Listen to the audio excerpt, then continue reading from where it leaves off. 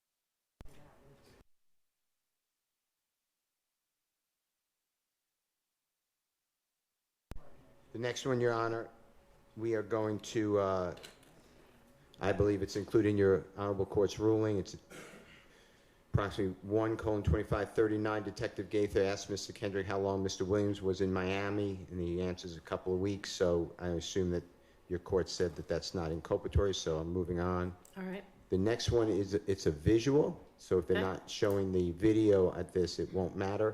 All right. But Detective Dennis points to the photograph of Mr. Stillwell and says he's all about that action, and they're talking about shooting people. They're talking about violence. So you may have to hear that, but and see it, but that's, we would object to that. You're not going to use that? All right. States agrees. Well, they don't agree it's Bruton, but they're not going to be using it. Okay. The next one is Detective Thorpe. It's at 1:33:55. Mentions Mr. Williams and how Detective Thorpe heard that people went to Mr. Williams' home after the killing of Donovan Thomas. You may have ruled because of the way you treated the rental car that that's not Bruton, but that's what I flagged. All right. Do you think I need to hear it, or is it pretty much? That's pretty much it. Okay. Yep. That would not be Bruton. The next one is at approximately 1:43:20. And I'm not so sure this is covered by Bruton, but Detective Gaither asked Mr. Stillwell if he drives a Volkswagen, but I flagged it. But if that's not directly inculpatory, I understand that. But that's what is said. Okay. And this is just, does Mr. Stillwell or his nickname drive a Volkswagen? Yeah. Yes. The next one is 1:47:18. Detective Gaither asks what was in its, I say Mr. Williams, but Thug's demeanor when he pulled up to the McDonald's, and Mr. Kendrick said he cannot speak on that, so I assume that that's not under this court's, Honorable Court's ruling. Anything we deal with Bruton, so I'm moving on. Okay. And if I'm waiving something, No, you say no. you are correct Okay. in your assumption. And then the next one is 1:48:07. Detective Gaither asks, so that night, meaning the killing, you didn't meet up with Mr. Williams, and then ask the same for Mr. Stillwell based upon your Honorable Court's ruling. I believe that then we're going to skip, and if I'm wrong, please tell me I'm wrong, but Does, what's the state's intention with regard to anything you might ask about that? Given his alibi, we would, well, I don't know we would probably be Asking that? Okay. Well, yeah. I mean, I think that would be okay. and then the next one is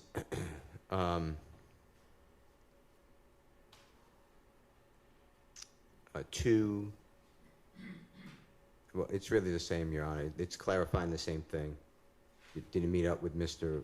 Williams or Thug and Mr. Stillwell, so Okay. that's it. Yeah, That would same. cover the entirety. Now, that's just for Bruton, but again, I will send to this Honorable Court, and there are cases on a RICO conspiracy, a conspiracy, and Bruton. Okay. I'll be on the lookout for that and the state's position on that also.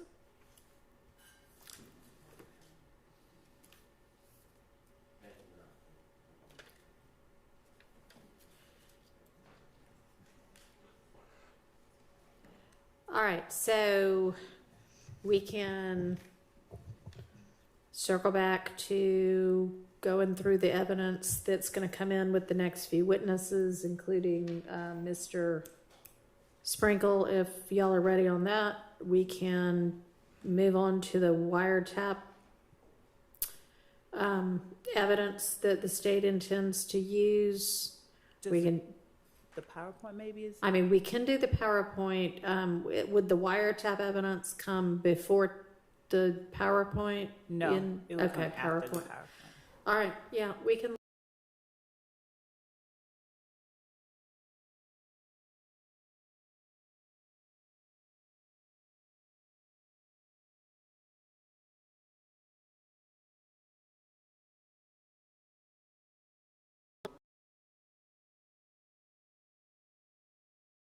Run through it. Yeah. And, Your Honor, if I may just turn my back, you will give a thumb drive to Ms. Winfrey. Yes. And so what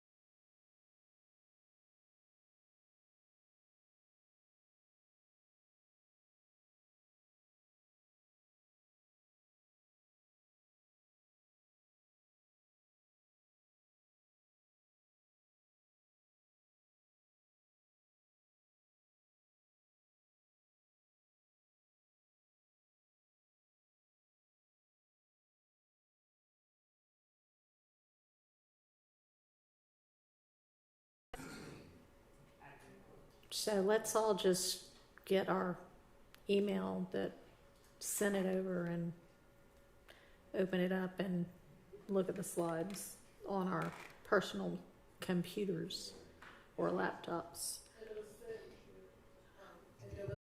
There already been testimony about that? There has been testimony about snakes and tattoos and red flags, yes. Okay, so that one's out too. If you say it is, it is. Huh? And I mean, just to make sure we're all on the same page, what you're referring to as slide number 2 is the picture that has an arm with a tattoo. Yeah. Okay. Yeah. Which also, coincidentally, is the second slide in the attachment. That's what I'm going by. All right. Just didn't want to make sure you weren't All looking right. at the title page and then Okay. we're on the same page, All right. literally. Okay, good. All right.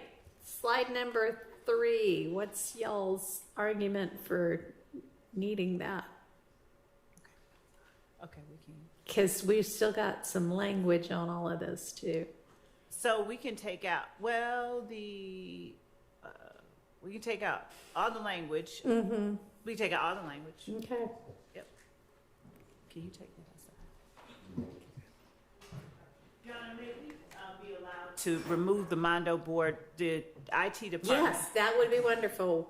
We're not going to use it, so out it goes. So Thank y'all go ahead and, yeah. Not right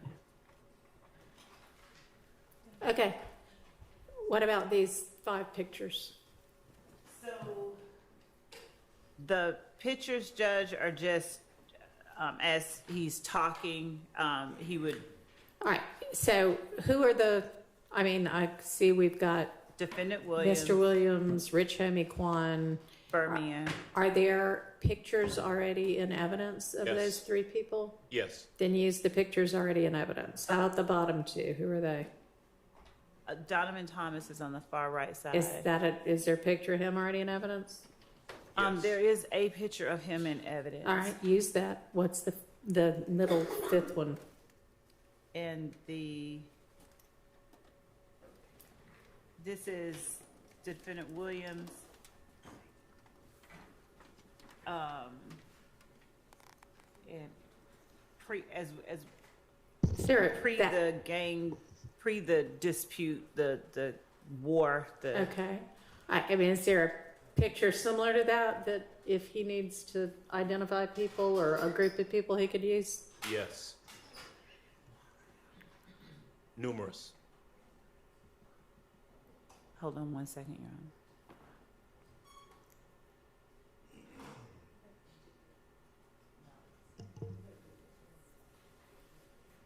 We have videos of the groups of All right, persons so you together. could do a still from a video. We Okay. can. All right, how about slide 4?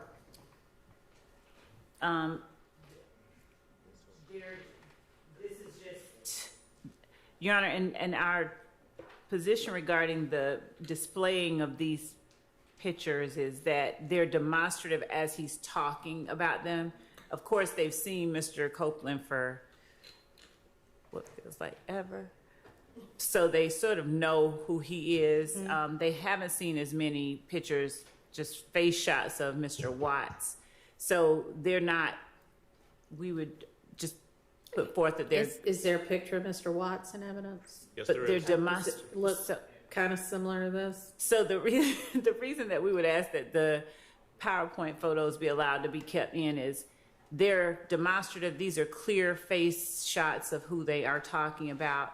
There's nothing that is inherently or substantially more prejudicial due to the cumulative nature of these photographs that would cause either defendant to be in danger of being convicted of something or on something other than proof of the crimes we have listed in the indictment. Are they going to, for some reason, be talking about Mr. Copeland and Mr. Watts together, that they're like, Yes. it's going to be crucial for the jury to see, here's Copeland and here's Watts? Not crucial. But he will be talking about a specific interaction, specific. Okay, well, he can antagonist. talk about that without this, and if you need to, like, have the jury reminded, oh, this is what Mr. Watts looks like or something. Just use something already in evidence. All right, what's this picture of some fence? The gambling house that Do we have pictures already in evidence of that? knew. Okay, then this one's fine. Slide 6. With the stack of money and obscene gesture. Hold on. Well, that's Mr. Copeland, and it was that stack of money and that flashing of it at a club that led to the conflict between him and Mr. Watts. So Okay. And we've also got video of him doing exactly the same thing. we don't have that video. Yes, we do. We've had a video All introduced right, of him. well, don't talk over each other. Do you know what exhibit number that is? Your Honor, we initially entered the video in June. However, that was after 3 o'clock. And so we did not enter it again Okay. this time around. So I do not believe the video is in evidence. I'll double Okay. check, but I believe that was after All 3 right. o'clock. And actually, good point there, because we do need to make sure when we're finally reviewing what evidence is in and out, that we make sure that everything that was entered in that little period of time is unentered, if you will. So, okay, this one's fine. He can use this one. Can I inquire as to exactly what the relevance would be of showing a picture of Mr. Copeland holding money and flashing the bird? Well, I mean, they said that was what had started a beef between him and Watts, The flashing of the large sums of money. not the flipping the bird. I mean, I don't. Yes, no? The flipping the bird, I mean, it wouldn't have, our argument is that it's relevant because it shows Mr. Copeland with that huge stack of money that we're talking about, and it makes, Is this the night of? it's, Or is this just? you say the night of, not the Donovan night- Thomas's No, murder. the night that the beef starts between he and Watts. No, Your Honor, it is not. It's just an example of him with a Flipping the bunch of bird money. and holding money. An exemplar. It- Good it's- word. I think it's January the 8th. The 6th, January the 6th. So it was the night, it preceded it. That's the night that the fight started that led to the arrest of, I think, Mr. Kendrick and Mr. Arnold the first time when Bloody J was punched out. But this is a picture from the night that, it all got shot up or something? I'll confirm, but that's After- what my understanding that is January the 6th. How do we know it's January the 6th? Where does that date come I don't from know. from the photograph? I don't know. Maybe they know what he was wearing to the club The that night. detective that gave it to us, so. My recollection is that he had different clothes on the night when he was flashing the money than he does in this particular picture. I do not believe. So do you have any kind of picture from that? I mean, if you can confirm it was that night, We that's will. fine. Otherwise, it's just an example of, hey, Well, not just, here's what we mean about flashing money. no, the large amounts of money. Right. I think during the course of the interviews that the jury has heard, you hear them talking about a very, very large sum of money. Right. And, one might argue or wonder, what kind of money, how much money did he have access to that kind of money? Him having a stack of money like this. I mean, it could have all been ones, but even ones would have been a lot. I mean, I'm just saying. So, the relevance bar is, of course, as the court knows, is a low Yeah. bar, and the fact that he's sitting there with that. Okay. Well, he also is flashing the bird, though, or flipping the bird. So that's a little bit offensive, I'm sure, to some of the jurors. So maybe there's a. Why don't you find out whether A, this is that night, and B, if there's some other photo already in evidence with him with large stacks of money, okay? So we'll revisit that when we've got some more info. Yes, Your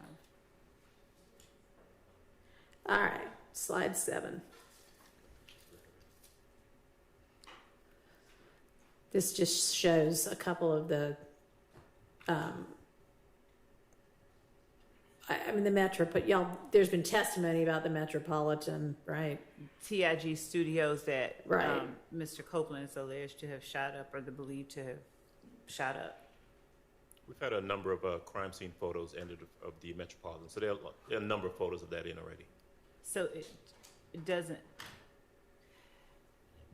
there's nothing, if Detective Dennis is talking about this, putting it up doesn't take extra time. It just orients the jury as to what he's talking about. So it's a demonstrative aid that orients the jury, that is helpful to the jury, that is substantially similar to what that is exactly what he's talking about. So there's nothing that should preclude him from showing it to the jury. TIG is who's... Think It's a Game, right, is the company that Rich Homie Quan was under. That Think It's a Game Studios is inside that building there. This one's fine. All right. Moving on to slide 8. So this is several pictures of Mr. Thomas. We definitely do not need the Club Crucial Will Always Remember You part of that. Okay. And, you know, the language about whether he's a high-ranking member of a rival gang, I mean, that's... It can come out. Thank you. But I know it's asserted that he is, but this sets it forth like fact. And that's for the jury to determine. Yes, John. I'm just trying to X over everything. Okay, so, Did you have something? I mean,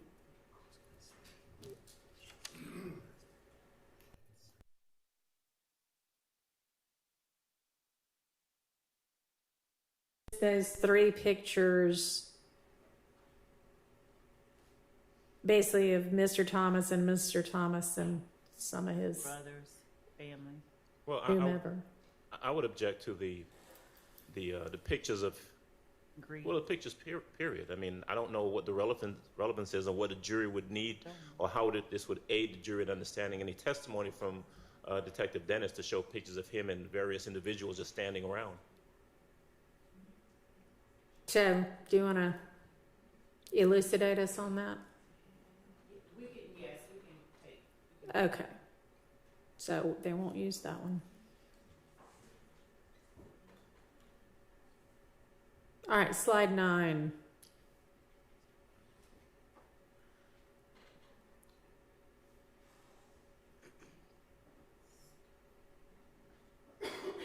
So slide 9 shows just the type of.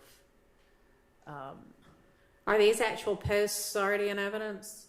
No, we did not. Okay, well, if they're not, then I would think if you throw these up, that is more than demonstrative. So if you want to enter those as examples, we can talk about that. But okay, otherwise, he can just testify that here's what happened on social media after the death. Okay. All right, slide 10. Your Honor? Yeah. I would be objecting to Detective Dennis saying this is what I saw on social. Okay, you understand that? Okay. It would be hearsay. And how would? Well, no. What he saw on social media, he saw on social media. If he's going to say I saw on social media and someone posted the following, I'm assuming that's for the truth of the matter asserted, and the post should not come in. I don't know who posted it. It would have to lay a foundation for the writing. So the fact that the posts were made and that they were publicly made is the evidence itself. Not that it's true. This death to the big homie sent the word out from behind the wall. What would you have the answer generally be? I mean, what would you presume his answer would be, or your question and his answer? Were there threats made against YSL in the moments, hours, days following Donovan Thomas's murder? Yes. There were public threats, social media posts, and the like. And these would be them. Okay, well, that would...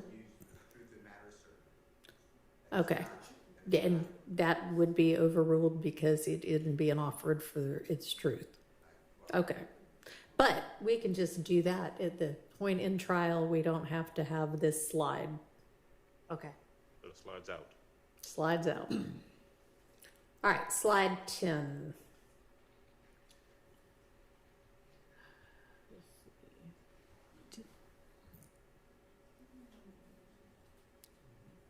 Tell me, I guess, what I'm looking at and why he's going to be using this. So I think we can take this out. I think that this picture is already in any event.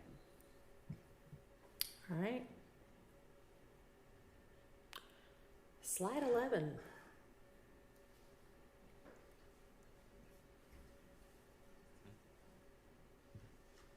There's a lot going on this slide. There he is. He can testify about that. It's basically Mr.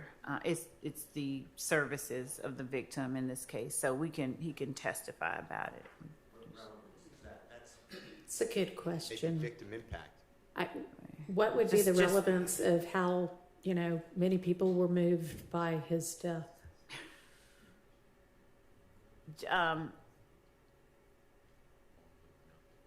Judge, if I may come back to the court on that, I can take out the slide and Okay. as to the questions about it. All right.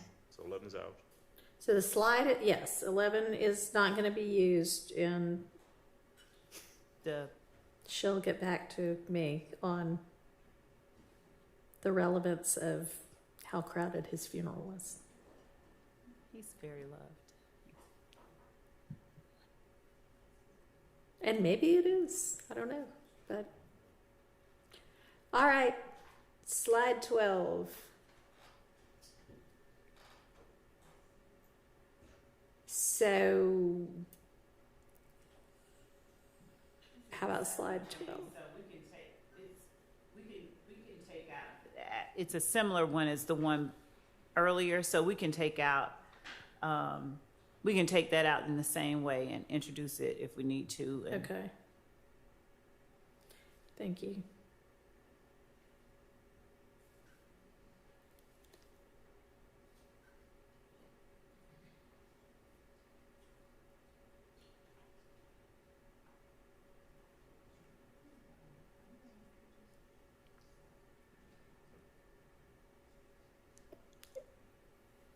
Is the picture with the placards from obviously some shooting already in evidence?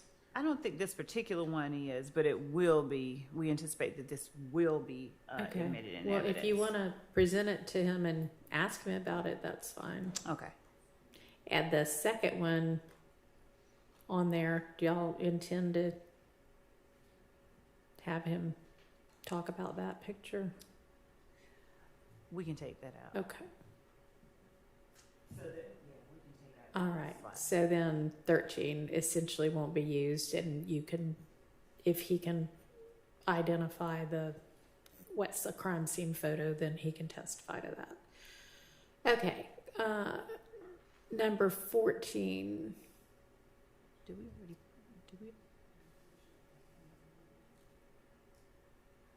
So, Judge, we don't have to, with number 14, we would need to introduce, I think, the photographs versus putting it up. Okay.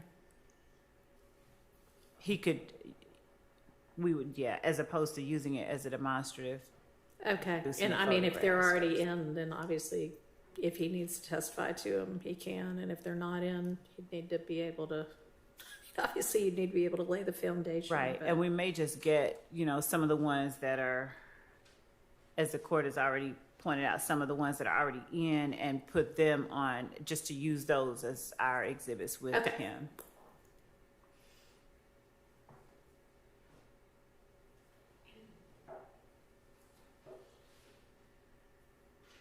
Picture of him already. I mean, presumably this shows everybody's interrelation of these three people. It does. He testified about that. But this is just like putting faces to the names and sort of family diagramming, and I think we actually did that earlier, so it would be referring back to something that's already. I'd be objecting. Been Your Honor, done. the mother, if I interrupt, I apologize. If the mother of Mr. Thomas testified to family relations, the father of Mr. Thomas testified to family relations, and Detective Dennis testified. Now, he may not have, actually. He may not have. So definitely the parents, the mother and the father, I would be, it's just repetitive. Okay, sounds like she doesn't intend to use this anyway, upon further reflection. 15 is out. All right, slide 16.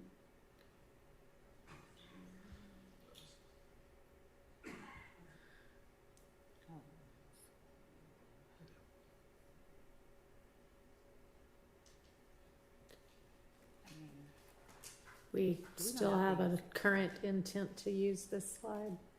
We cannot use 16. Okay. Okay, 17. 17.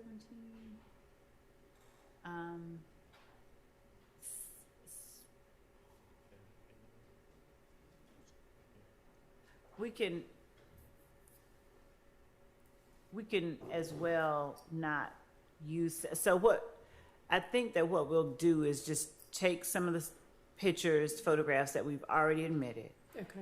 and use those as the exhibits rather than trying Okay. to introduce whole hog. This Sounds PowerPoint. reasonable. So 18. Let me see. Y'all still want to be using that? No, we cannot. Okay. We cannot use All it. right. Well, except that I think that the photograph in the bottom right corner Yeah. were guns that were recovered, but I'll confirm with Dennis. I won't need the. So that might be something that we could use as an exhibit and not Okay. a slide. So it would, if there's anything in this picture, certainly not the top three. Okay. But if that bottom right picture, if we do anything, we would tender it as an exhibit versus trying to put it in on a demonstrative slide. Okay. And these are all It was the stuff that was collected from one of the vehicles. from an alleged rival gang. Yes, after the shooting at 1006 Hill Street. Actually, not the rival gang. This was the one that was collected from the people who were shooting back at the people who were shooting at Okay. them. All right. Well, I mean, But I can anticipate some potential objections from the defense at the point in time if you seek to tender that, but we'll just deal with that at trial. But don't be surprised, because I certainly think if I were the defense attorney, I might have an objection to it. I think they wanted this part in because this is from well, the we'll other see. side. This is We'll the see guns what the from strategy is. from the other side. We'll see. Okay. Okay. That's what makes trials interesting.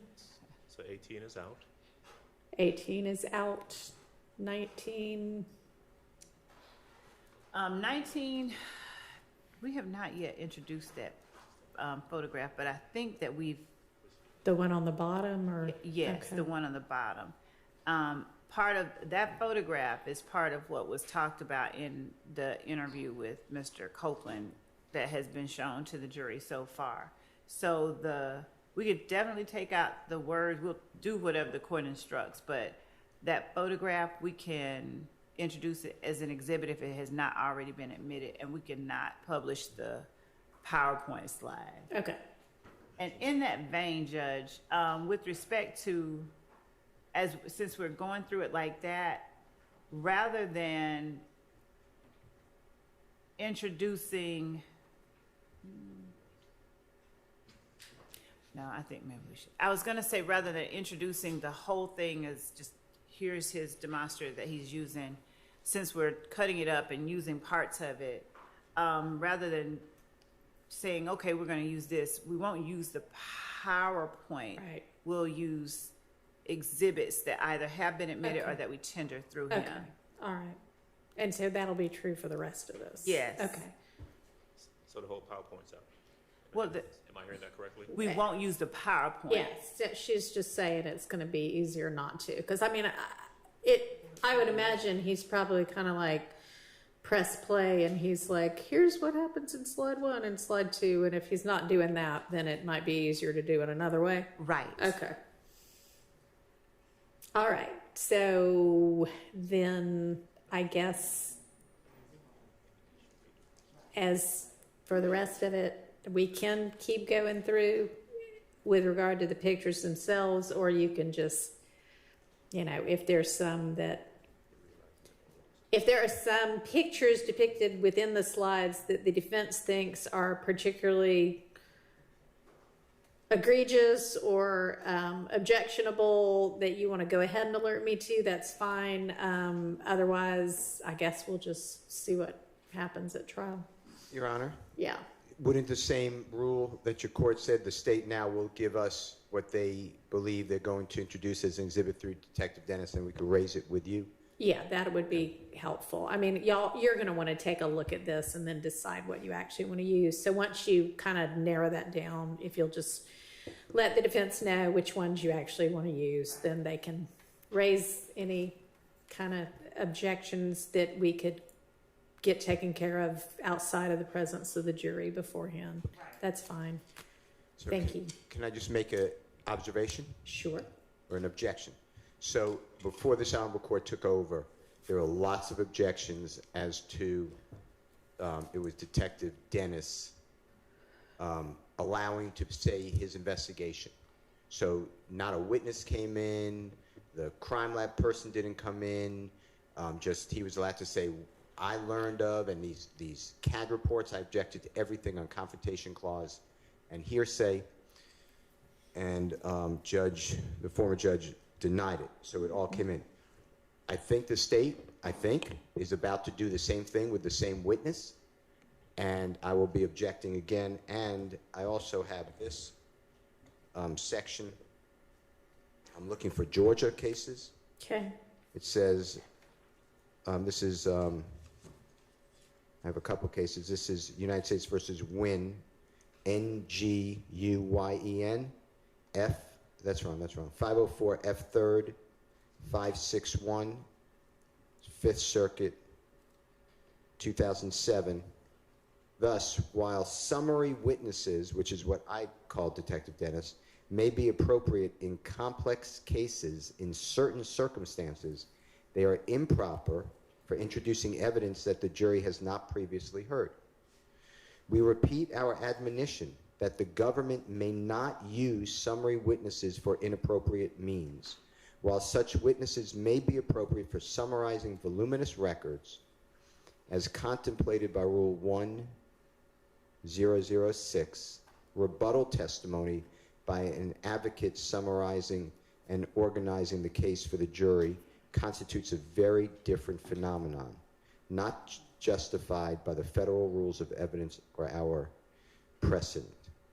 So, to me, this is what I call a summation or a closing argument, and I know that the court struck it, so I don't have the same exact situation as my motion to exclude this, but this whole thing is a closing argument. This is PowerPoint was a closing argument. I understand it's no longer like that. It's dismantled, and now we're going exhibit by exhibit and rulings. But my point to the court is if you can just, I'm not asking for an advisory opinion, but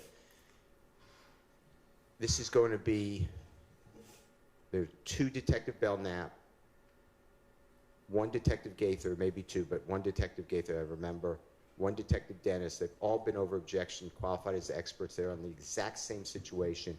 And now we're going to replow. Detective Dennis already testified as to the alleged back and forth. He already said all this. Okay. So did Detective Gaither. It's all over objection. But I would object that it comes in now again. All right. And what would be, what's he going to be talking about new? Why are y'all presenting him again?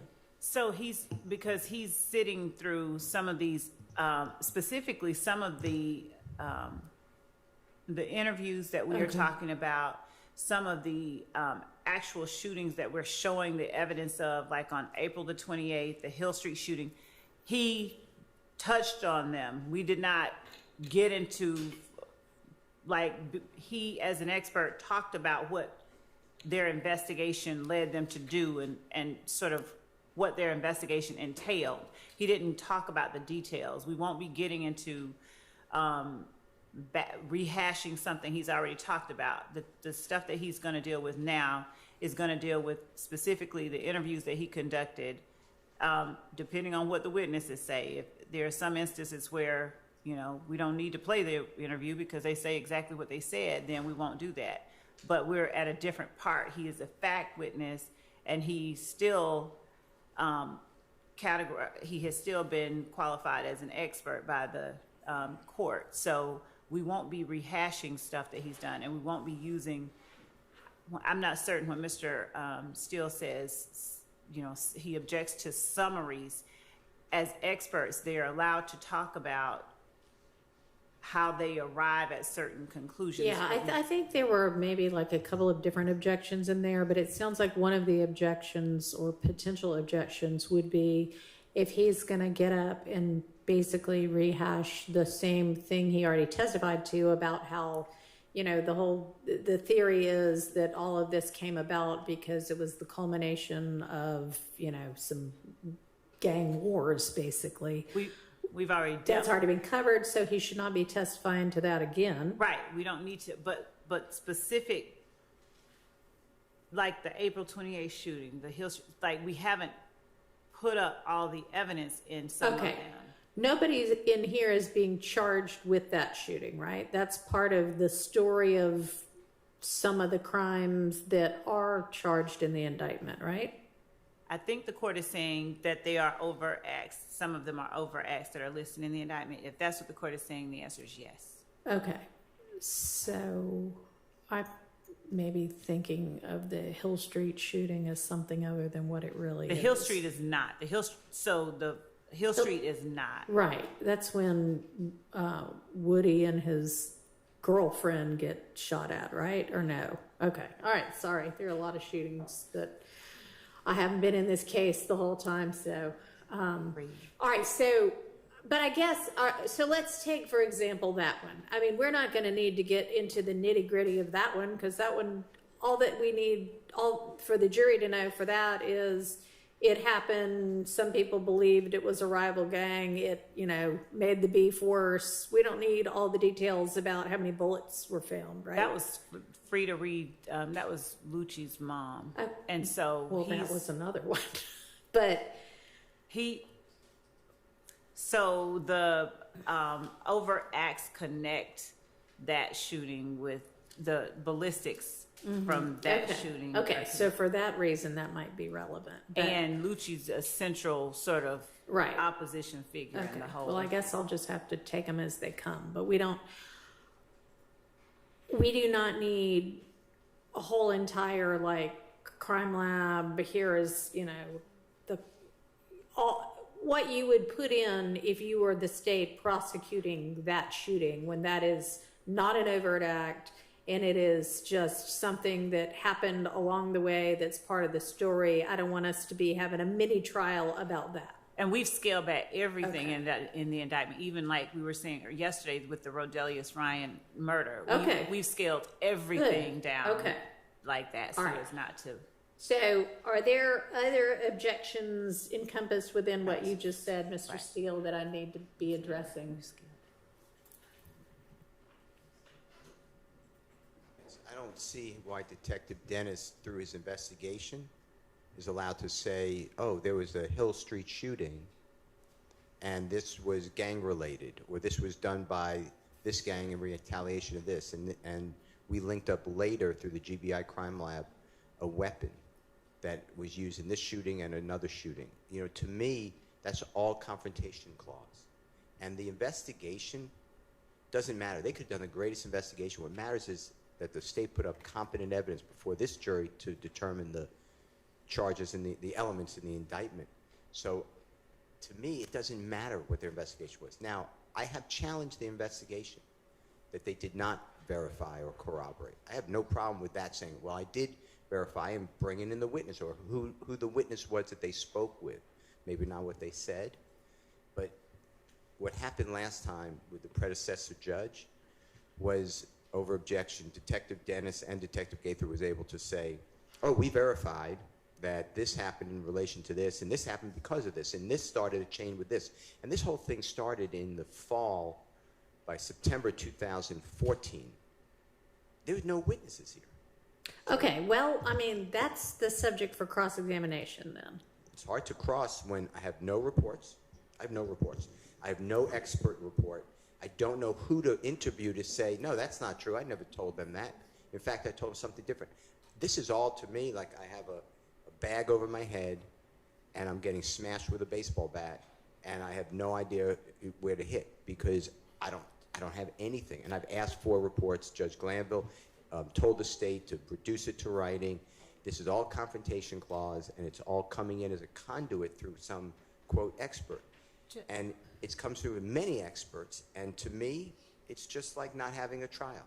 Okay, well, I'm sure you'll be able to undertake an effective cross-examination of this and every other expert witness.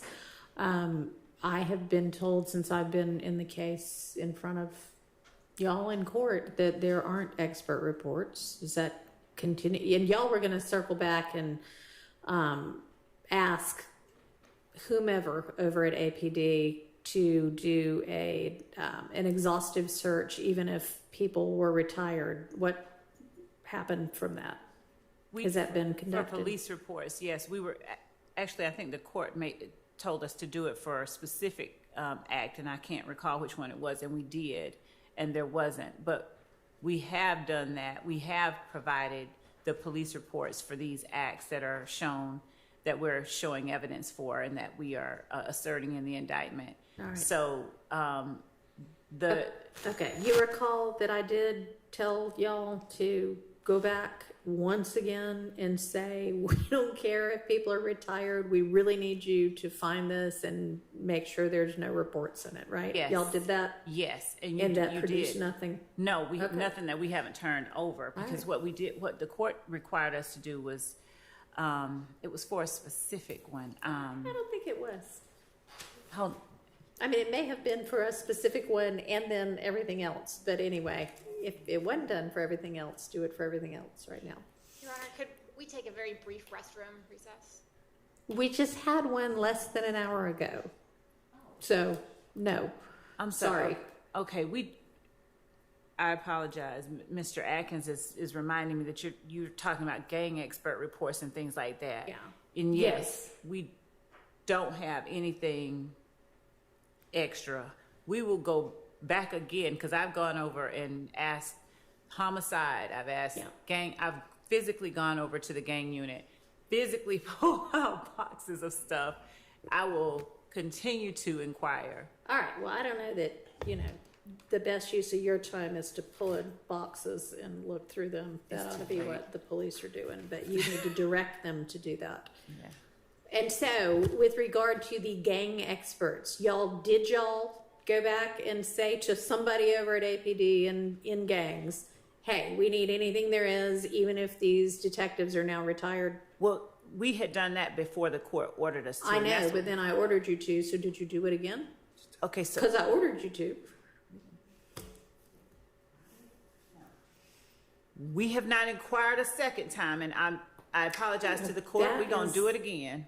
I will do it. I pretty personally. clearly told you to do it again. That's what he's reminding me. Yeah, well, So- Mr. Atkins, you could have done it. Well, Yes, Your Honor. I'll go make a phone call now. Okay. And can I mention something? It came out during trial, during a motions hearing, that there is what I'm going to call a black book. And it's all the gang information at Yeah. AP. Okay, you seem like you know about it. I've Well, heard about this before. okay, well, Yeah. I don't know about it. And we were told, we were given the Heisman. We were told that we're not getting that. Detective Dennis said he no longer works at APD, so he has no access. Detective Gaither said the same. Detective Belknap, who continues work there, says that's not for public information. Well, I would imagine it is not. However, if such a thing exists, do y'all know what Mr. Steele's referencing? If he's talking about what Detective Dennis said that he used in the beginning of his career as a law enforcement officer where he collected information, I think maybe he called that maybe a black book. I don't know if he's talking about that or if he's talking about the information that they keep on gang members. I'll let him clarify, but... All right. Do you know, Mr. Steele? I'll take anything that has to do in any way with the testimony in this trial to either be able to go and interview the witnesses, confirm the witnesses. There was a lot of talk over objection. The policy of APD, how they qualify somebody as a gang member. Oh. It's self-admission.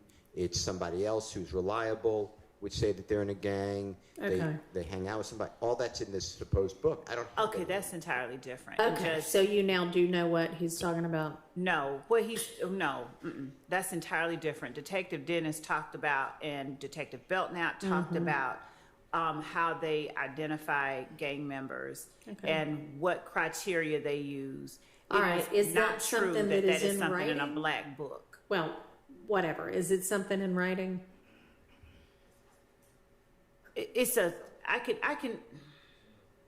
think that the criteria, those criteria that they use, that is something that is a written sort of criteria, and I'll get All right, that. let me propose, if that's easy to get and they don't have kind of security concerns with it being provided to the defense, then provided, if they do have security concerns, then it can be satisfied by saying, Mr. Steele and anybody else on the defense team, you can come look at this written policy, at 12 p.m. on XYZ day over at APD.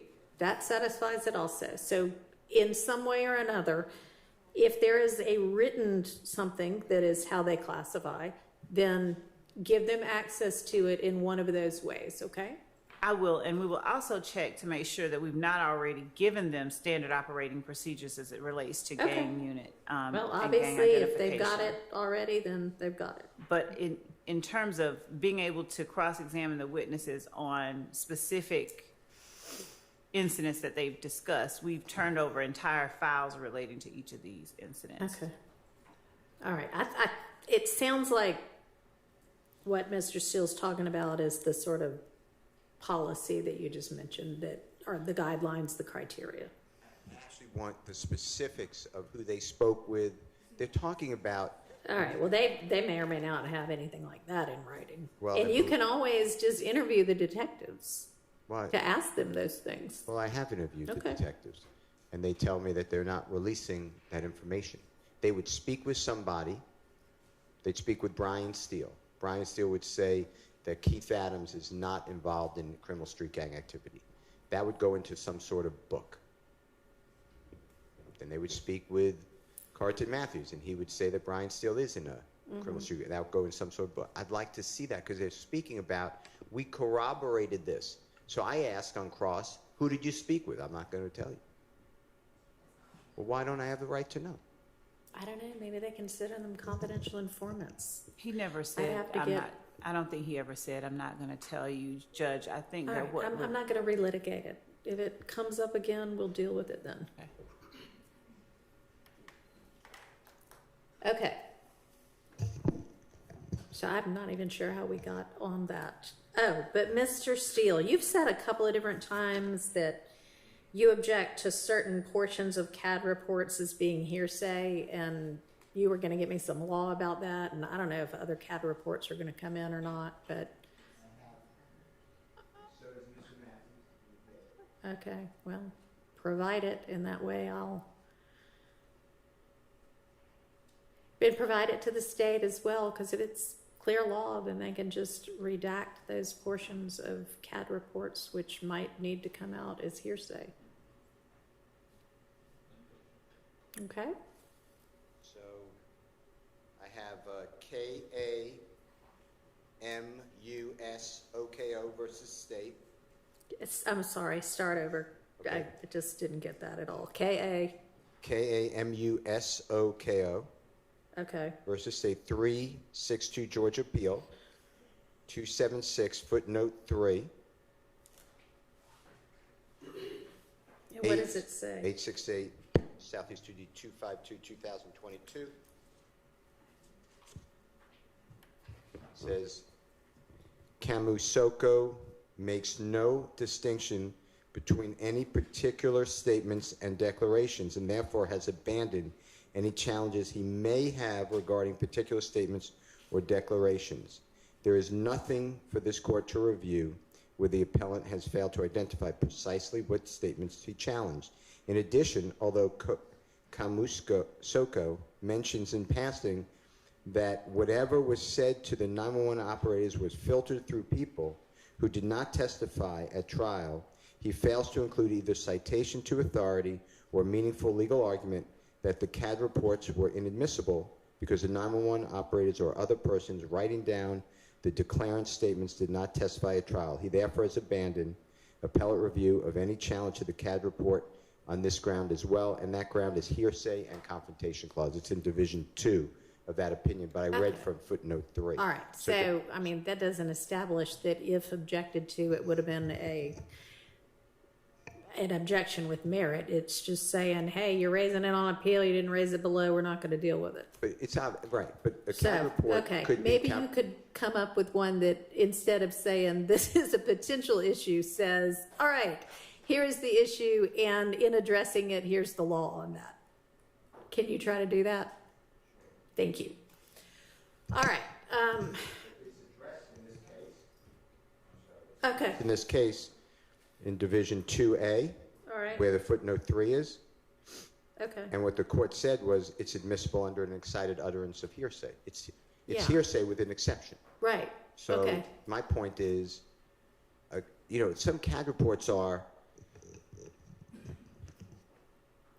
they don't identify an emergency situation. So they're identifying a past event. So that would be a confrontation. Okay. Well, then you'll just, It depends if you on the plan CAD. to make that objection to every CAD report, then give me the CAD reports Right. and I will make a ruling. That's right. All right, let's do that. So that can be on the agenda for tomorrow. Okay, thank you for clarifying that.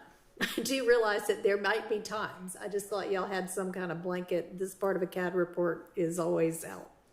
And that is not what we have. Right, it's like Okay. a 911 call. It just Yeah, depends no, on- I'm clear now with what you're saying. All right, so we've done the PowerPoint. So I am going to give us another quick break, but I'm going to say, and I'm going to say this once, and I don't want to have to say it again. And this is kind of what you say to little kids when you're on a road trip with them, is if we're taking a bathroom break, even if you don't have to go right then, if you could hold it for another 40 minutes, just take the opportunity to use the restroom so that we don't then 30 minutes into court again have to take a break because now you can't hold it anymore. Okay? All right. So we'll have a little recess.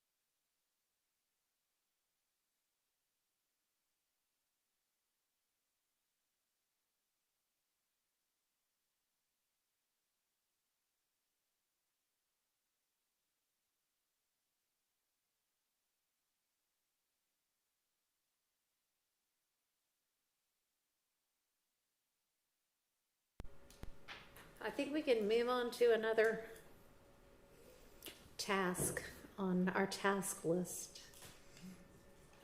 Open to suggestions, or I'll pick one. I know we still have to do the excerpts from the wiretap evidence, so that might be a good thing to turn to next. Yeah. I meant to bring this up yesterday. We've been labeling the excerpts from the wiretap as potentially co-conspirator statements. Right. And I think the state announced that those wouldn't be coming in until investigator Viverito testified. What I meant to inquire about the other day was, I know that they've suggested that there are additional co-conspirator statements. I'm just wondering if any of those are linked with witnesses coming up soon. Hang on just a second. Nobody say anything because our court reporter needs to plug in back up.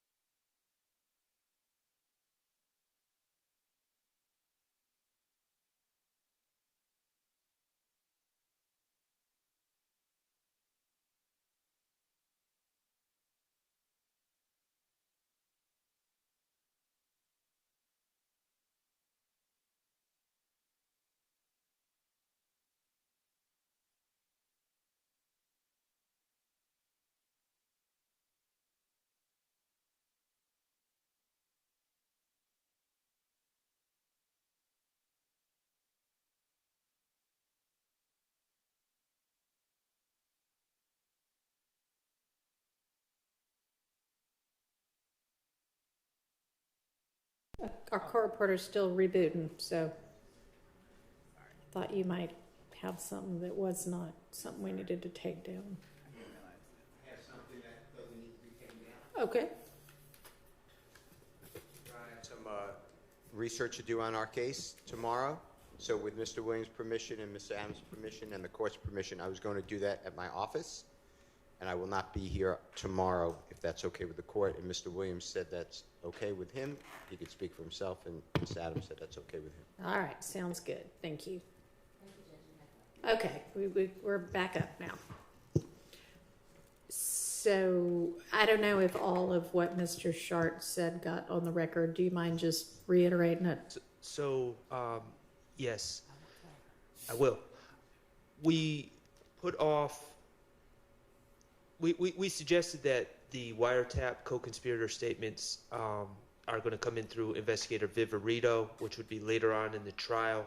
But I believe that the state has also stated that there are additional co-conspirator statements, or alleged co-conspirator statements, that are not part of the wiretap.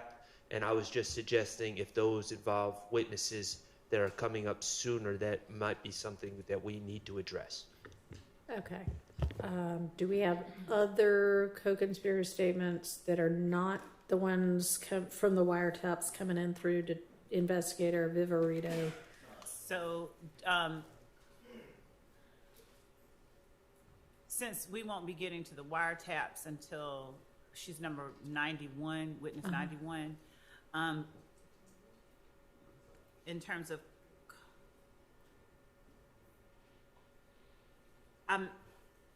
okay. My question to the court is, would the court allow us just to go in order of the witnesses that are coming up and deal with the buckets of exhibits. Yeah, that's fine, and I think that's kind of what the defense might be trying to figure out is, do we have some co-conspirator statements that are going to be coming up soon? And I'm fine if it's easier to just say, okay, we're talking about co-conspirator statements now, and tackle the ones that are coming up soon. That's great. Or if we want to go witness by witness through, here's the evidence that's going to come in with this witness. I think either way makes sense.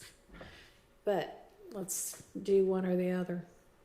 So yes, it sounds like maybe there are some other co-conspirators or alleged co-conspirator statements that are going to come in soon. Not any that are coming up soon. Not soon. Not soon. The witness buckets would be the most. The next, Jamari Holmes is the next time that we'll have co-conspirator. Can y'all all statements. hear her? I'm sorry, I'll get closer to the mic. Okay. Jamari Holmes's murder is the next time that we'll have that issue, and that's the one that we were discussing at the beginning of court with Your Honor and Okay. Mr. Williams and Ms. Sabasi. Okay. So the co-conspirator, That's a little ways away. yes. Does that answer your question? I'm fine with that answer. As long as nothing sprung on us at the last second with these witnesses coming up, I'm fine with that answer. Okay, so they do have what those co-conspirator statements are, right? We don't need to litigate it right now. I'm sorry, I missed what the court. Do they have whatever the co-conspirator statements are, whether they're from the wiretap or a different source? Do they have them all? Yes. And have they been identified as potential co-conspirator statements?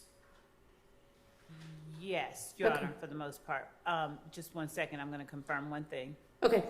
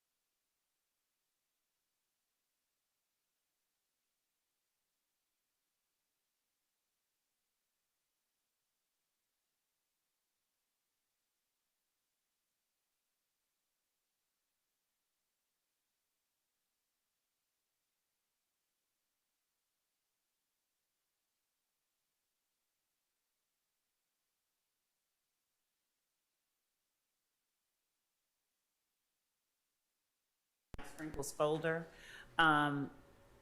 have potential co-conspirator statements in them. We don't have them extracted out. We just have the ones in there Okay. that we intend to use. All right. I mean, y'all ought to be aware that if there are jail calls by co-defendants, that those might contain co-conspirator statements. So that would be the only thing that might not be specifically identified. Is that okay? My expectations are correct in line with the courts. The state is going to specifically identify those alleged co-conspirator statements. Correct. I mean, there's thousands of jail calls from probably, I'm underestimating, well, thousands, yes. So we would need to know what statements, when they're made, between whom and whom, if the state, because we would like to litigate these beforehand. I know the court would too.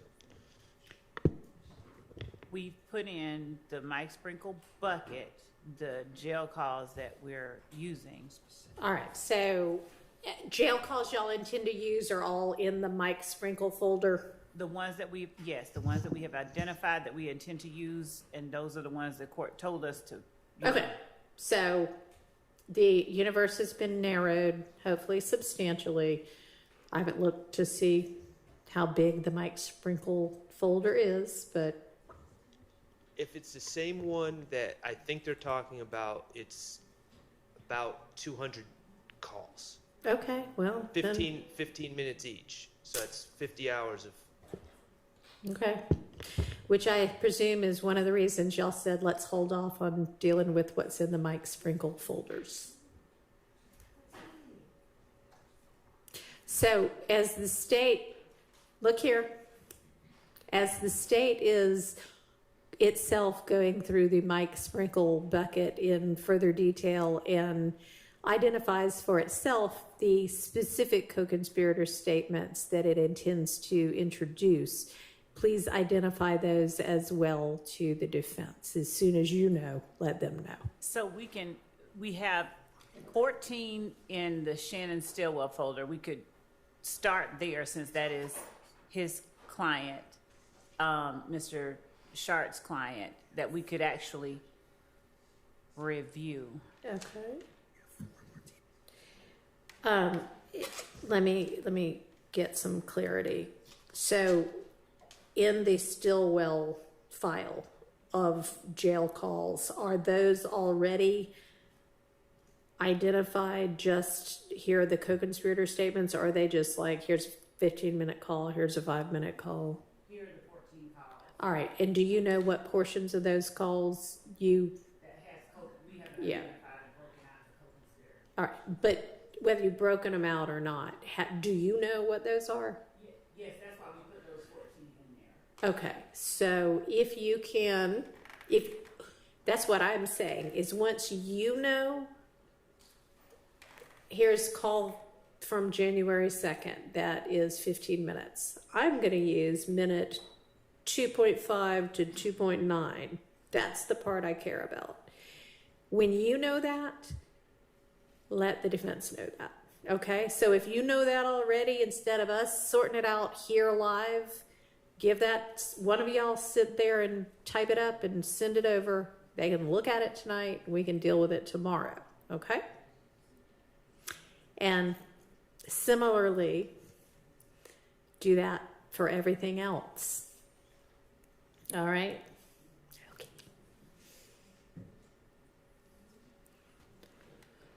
So that it sounds like the most productive thing to move to next, unless somebody else has a different idea, I'm willing to listen, is to just open back up, the witness folders and move on to whomever the next witness other than Mike Sprinkle is going to be, and go through that proposed evidence for any kind of evidentiary issues we can hash out now.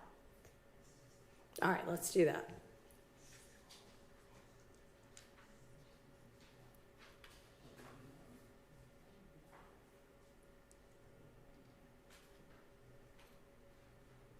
Why do I hear something?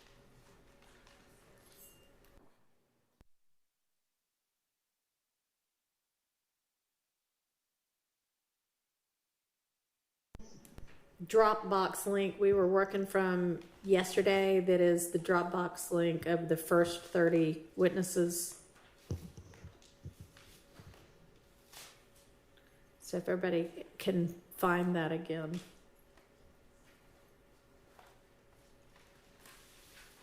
Bless you.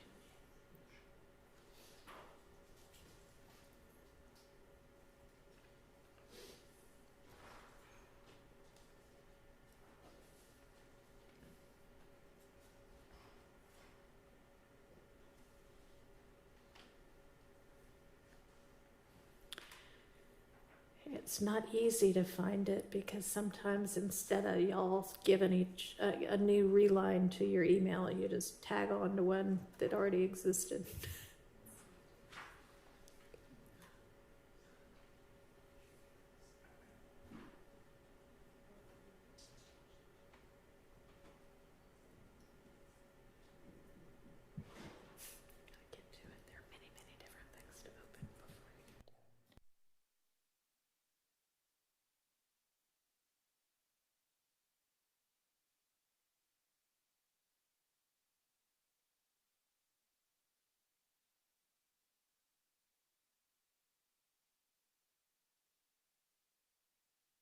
2024 email from Mr. Atkins. I'm pretty sure that's right, right? Yes, Your Honor. It says 30 witnesses, and then it has 8 August 24 in parentheses.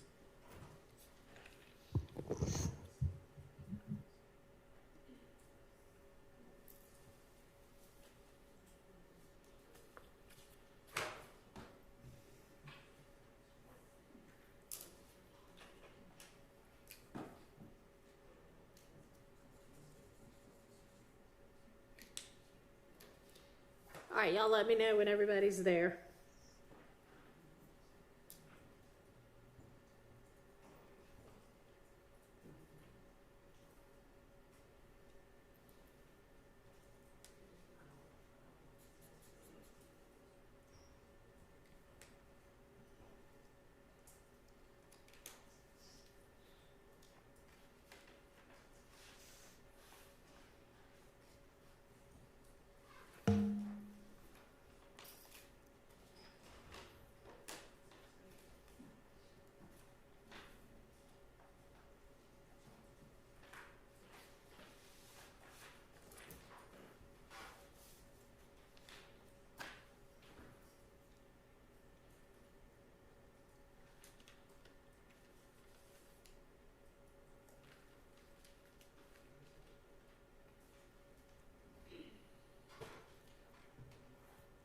Is everybody there now? Almost. All right.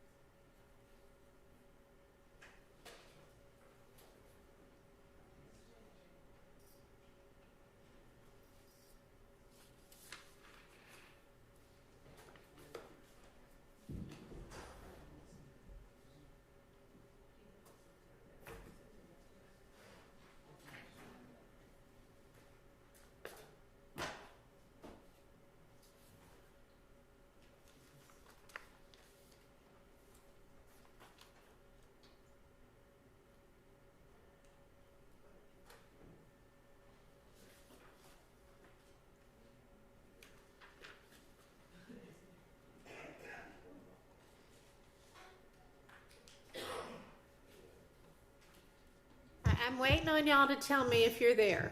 All right, is everybody there? Has everybody got the 1 through 30 Dropbox link up? We have the Kendrick has the folder. We have the folder. Okay, I don't know about you. great, thank you. All right, I've heard from 2 of 6. Y'all ready? Okay, 3. Stay ready. Okay. Mr. Matthews, you got it? Yes. All right. Who else? Are you ready, Mr. Short? Oh, yes. Okay. Mr. Adams or Mr. Steele? Almost there. Okay. All right. Here's the one we're waiting on. Okay. You will catch you. Okay. All right. I think that we yesterday had gotten, other than Mr. Sprinkle, through. There was nothing with regard to any of the phone custodians, right? Not that Sure.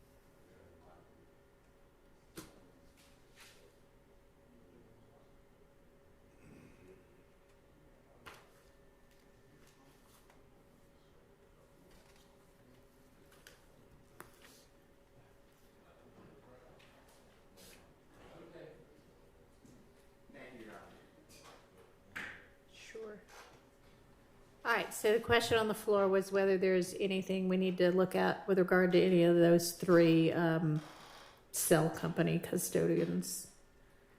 And Your Honor, if they would like to stipulate, we can, as to those records, we can just bring in the records themselves and save that time, but. That would be nice. How about it? Miss Westmoreland doesn't want to. Okay, no, that's not going to happen. All right. Well, so we'll have three more witnesses, but with regard to the evidence within those, any kind of motion and limine type issues we need to deal with on those? No, no. Thank you. Okay. Then James Burney is the next witness listed. Do we need to look at anything with him? He's the expert from the FBI phone records. Okay. And this is one that I voiced an objection to repeating the testimony because Agent Hearsay talked about for a long time where the phones were located. The prosecution stated that based upon questions by some of the lawyers for the accused, that they needed to do something else. I'm still holding my objection because I believe it's going to be, I looked at the report, it's the same thing, maybe a little nicer because it was done nicer. And I don't mean to insult Detective Hearsay. He didn't have like a chart, but I just believe that it's the same. And by when the same, I'm talking about the April 26, 2015 shooting of the tour bus of Mr. Carter, a performer known as Lil Wayne. Otherwise, no, I don't have any issues with with Agent Burney. All right. And Your Honor? Yeah. Per the court's guidance, this April 26, 2015, we are not discussing with Special Agent Burney when he speaks on specifically the January 10, 2015 murder of Donovan Thomas. Okay. That's the only cell records he's going to be testifying to right now. He does analyzes cell site tower data for other acts in this case and counts. So he's one of those witnesses that testifies multiple times when that act comes up. So what Mr. Steele, specifically the April 26, 2015, we will not be calling him for that purpose. Correct, Your Honor. Okay, but so when he's called here, it'll just be for the January 10th, 2015. 2015. I don't see any issues with that. Okay. Anybody else? Nope. I hear. All right. Not hearing, but I'm seeing nods. No. Okay. All right. Great. We'll move on to the next witness folder. All right. GBI Firearms Voss in Wheatsel or Whitesell.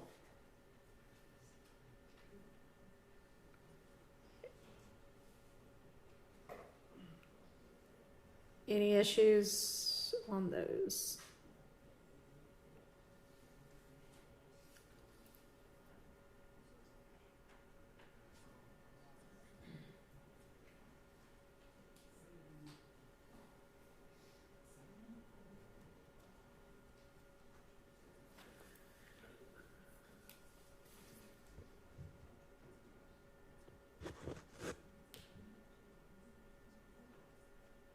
My understanding is that these witnesses listed are the witnesses that are going to be called.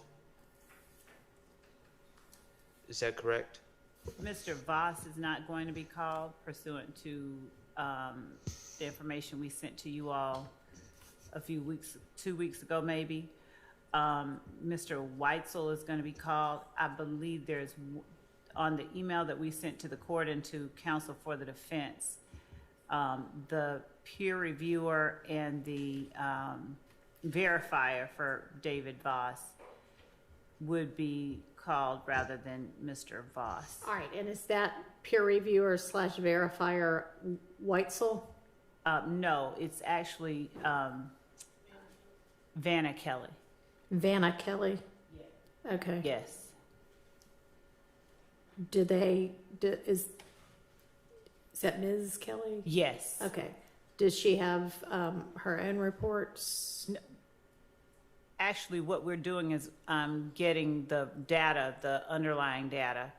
So she verified these. And so any underlying data that she has that they may want, just in case they want it, we have to get that for them. Okay.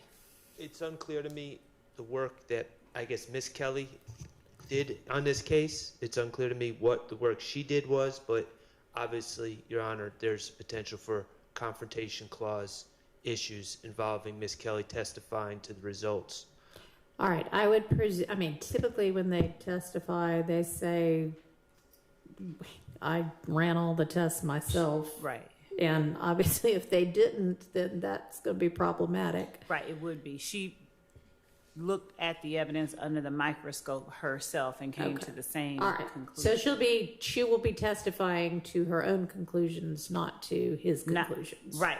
Hers match his, and he was the one that put out the report. She verified his by going through and looking at that physical evidence under the microscope. Okay, but her conclusions will be based upon her own correct testing and observations. And to my understanding, we don't have a report from Miss Kelly. If maybe she's not writing a report, I don't know, but I'm bringing it to the court's attention, the state's attention, that my understanding is we don't have a report from Miss Kelly. So if one was generated, we need that report. That's what I was just saying. She did not generate a report, but her underlying notes and data, that is what we said we would get for them, because her conclusions. Okay. She doesn't have a separate report, but she's got notes and data, and y'all will be provided that when? Did y'all have that yet from her? No, I spoke with the GBI last week, and I'll follow up this week. Okay. Let them know that this is an ongoing trial, and they need to provide it ASAP, and then provide that over ASAP to the defense. Okay. Also, with respect to Agent Bernie, if we could swing back to that. Sure. He will likely not be testifying until the end of September, in which case any time needed, we believe, for the defense to review his analysis of the April 26th incident would have, we believe, that rather than having him testify 2 different dates for those, for the incident here and the incident in April, would be obviated by the fact that he's gonna not be testifying until the end of September, as opposed to having him testify at the end of September and then come back 2 weeks into October. So I guess we're asking for clarification on whether or not he can just be brought in, whether that is not enough time for them to look at the additional reports that they were given last week, or was it last week? Week before? Week before last, right. Okay, let's find out. The issue isn't the amount of time that we had to review Agent Bernie's report about the April 28th incident. The issue is that Detective Hearsay already testified concerning the movements of cell phones. And and the state seems to be justifying this on some sort of cross-examination. Really, the allegation is that Mr. Winfrey was moving with the bus, and the allegation, which I strenuously deny, is that Mr. Stillwell was moving with the bus. Mr. Stillwell didn't have a cell phone, so I'm not sure what the point of any of this is in the first place, much less hearing it for a second time. Okay.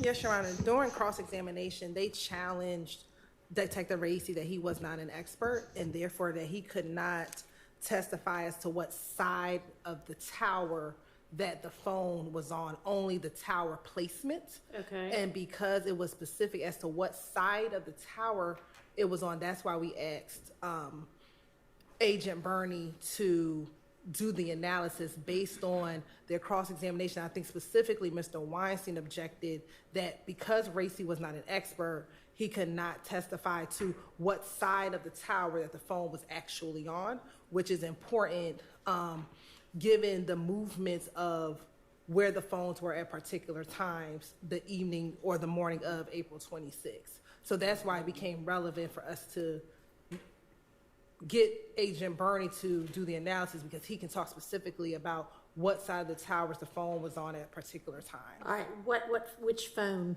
This was, so it was Mr. Winfrey's phone, also the phone that we're identifying as Dolly White or Max or Max's phone.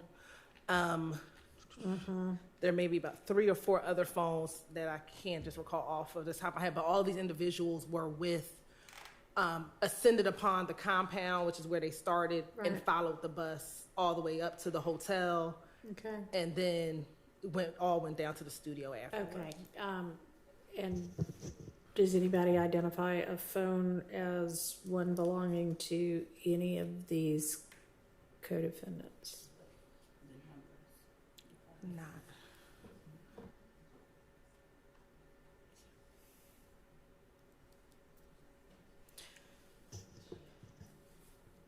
I can't get this to go back to.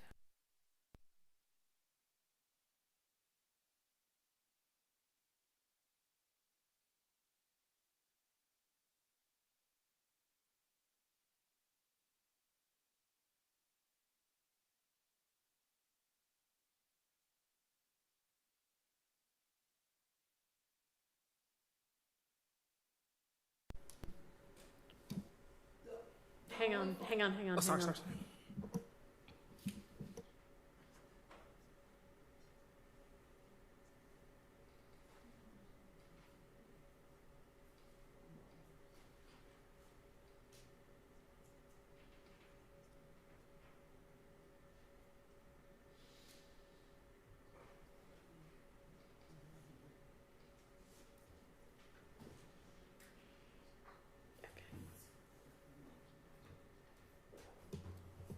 All right, go ahead.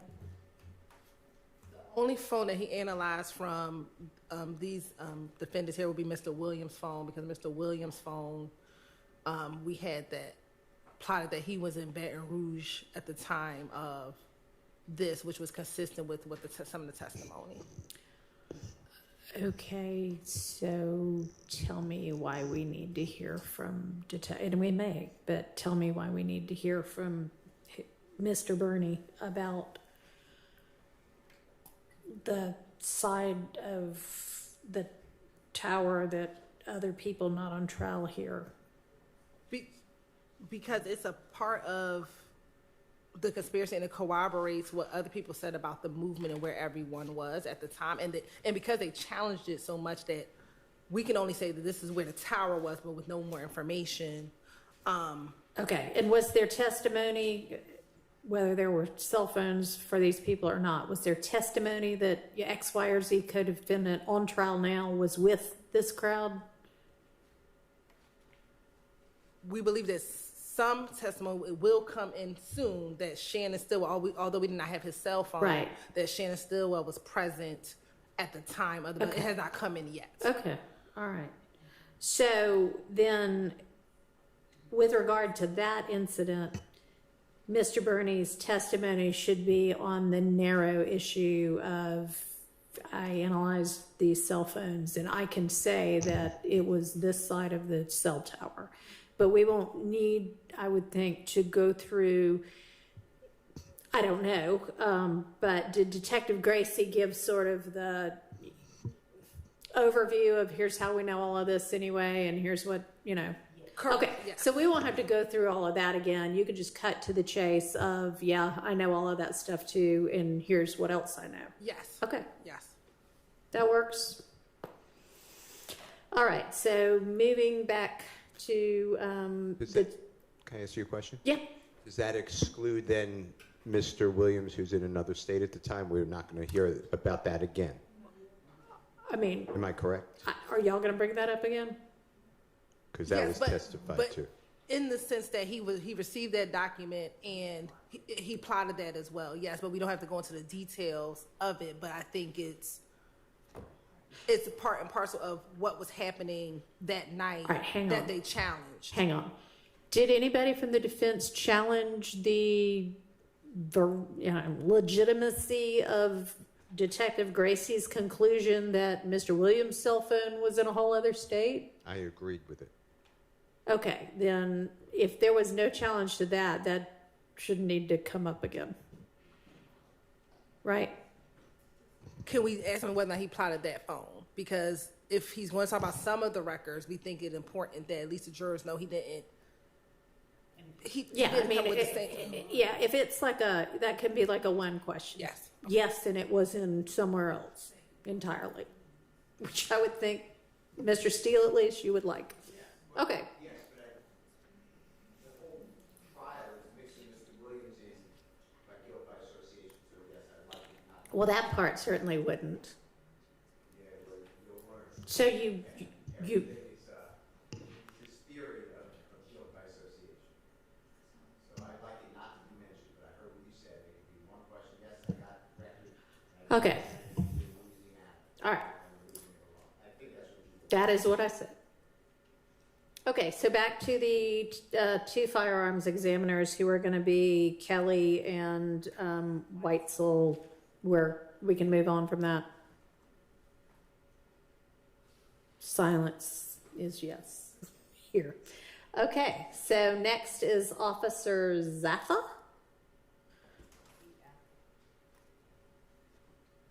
Looks like, is this one of the crime scene techs? He's the responding officer to the January 22nd, 2015 shooting at 1007 Hill Street that we talked about earlier. Any issues with this? And you're right. I think it's actually Officer Z Atha.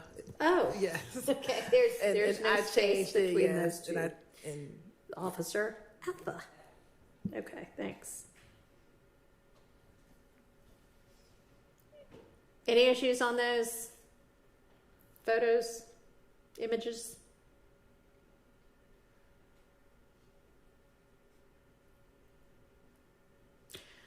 Are y'all just looking at these now? Okay. My concern is I don't have any statements from any witnesses. I have the officer responding, but we'll see the next witness that you have on your list. We'll see if there's any more information that we're supposed to get. we have the police report, Your Honor, that we've provided, and then we provided, at least for this one incident, will be Miss Reed, which is the victim in the case, and so that is what we intend on introducing. And is there a statement of the alleged victim? That's what I was asking. Statements are reflected in the report to the extent that she gave on site. I doubt if they can hear her. That y'all just gonna have to pull that mic back over. Her statements are reflected and memorialized in the reports that were written and provided to the defense. Okay.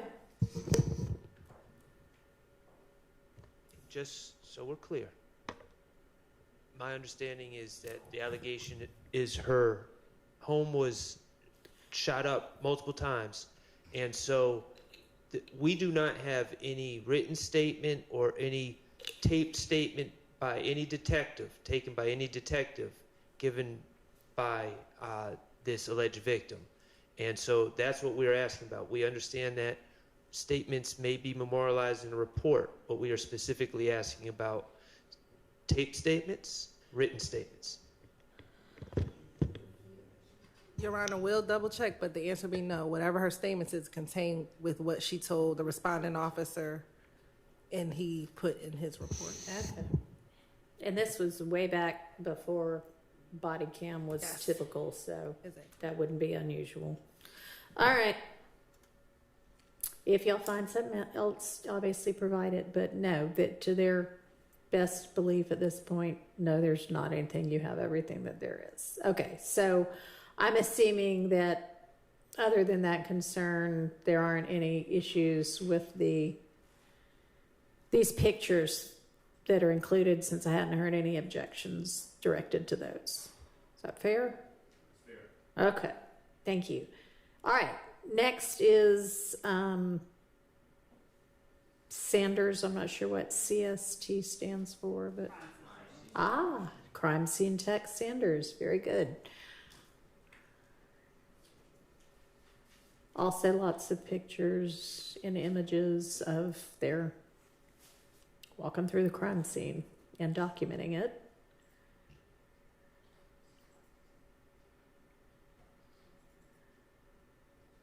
And then the report. Any issues?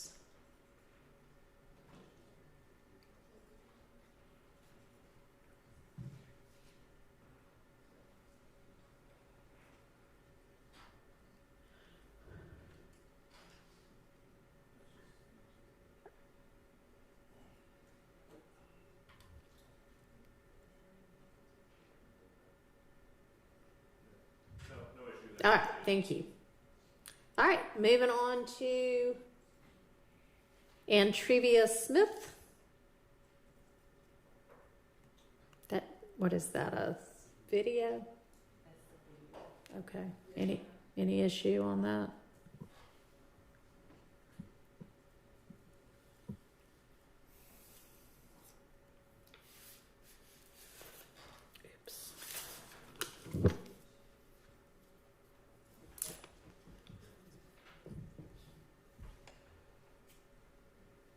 It's a short video, so even if you're watching it for the first time now.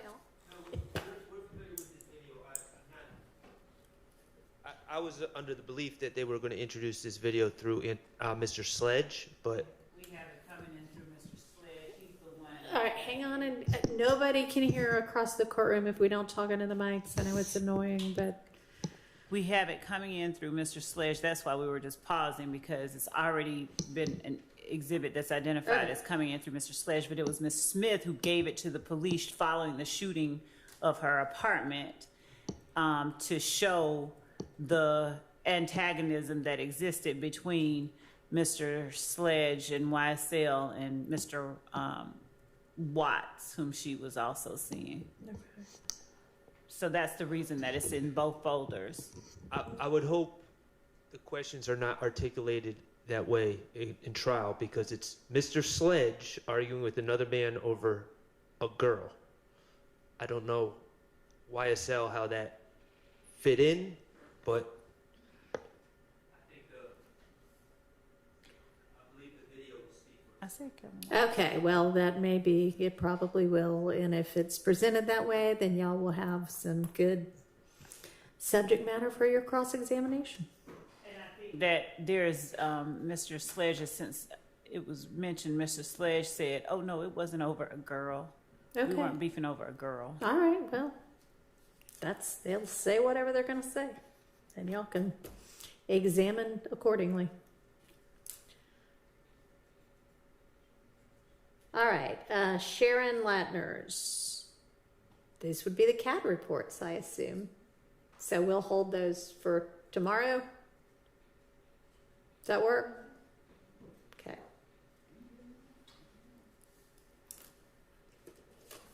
And tomorrow y'all can tell me what parts of, if any, of those y'all think might be excludable as hearsay without an exception.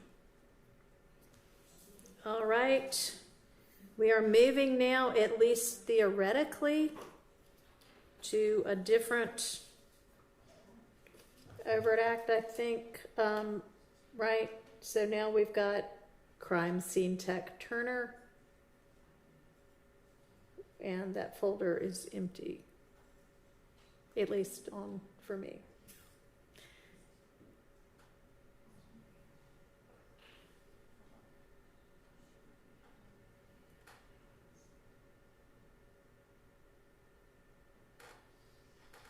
Do y'all have something in y'all's folders for that? No, Your Honor.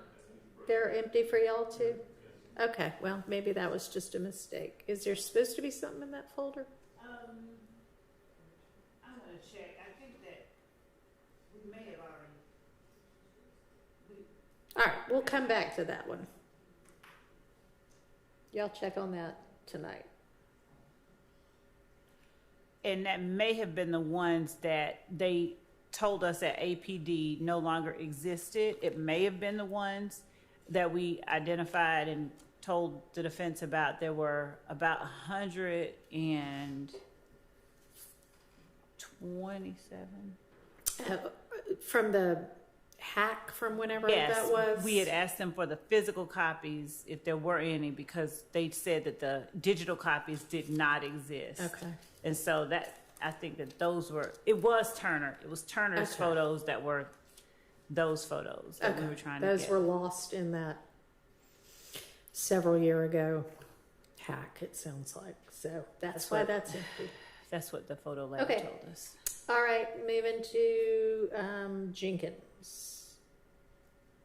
And these are just crime scene photos. Pretty standard. Any objection on those that y'all anticipate? We don't identify any objections at this point. Okay. All right, Tyrone Dennis.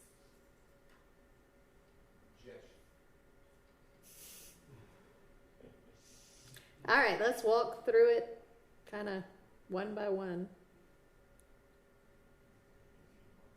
All right, so the first thing is what's identified as States Exhibit 71, Act 78, and then the lyrics to Bad Boy.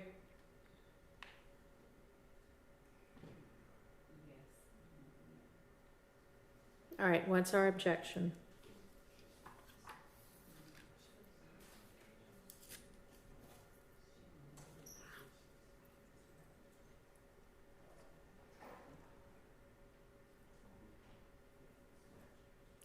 And this is only if this hadn't already been litigated. If it has, it has.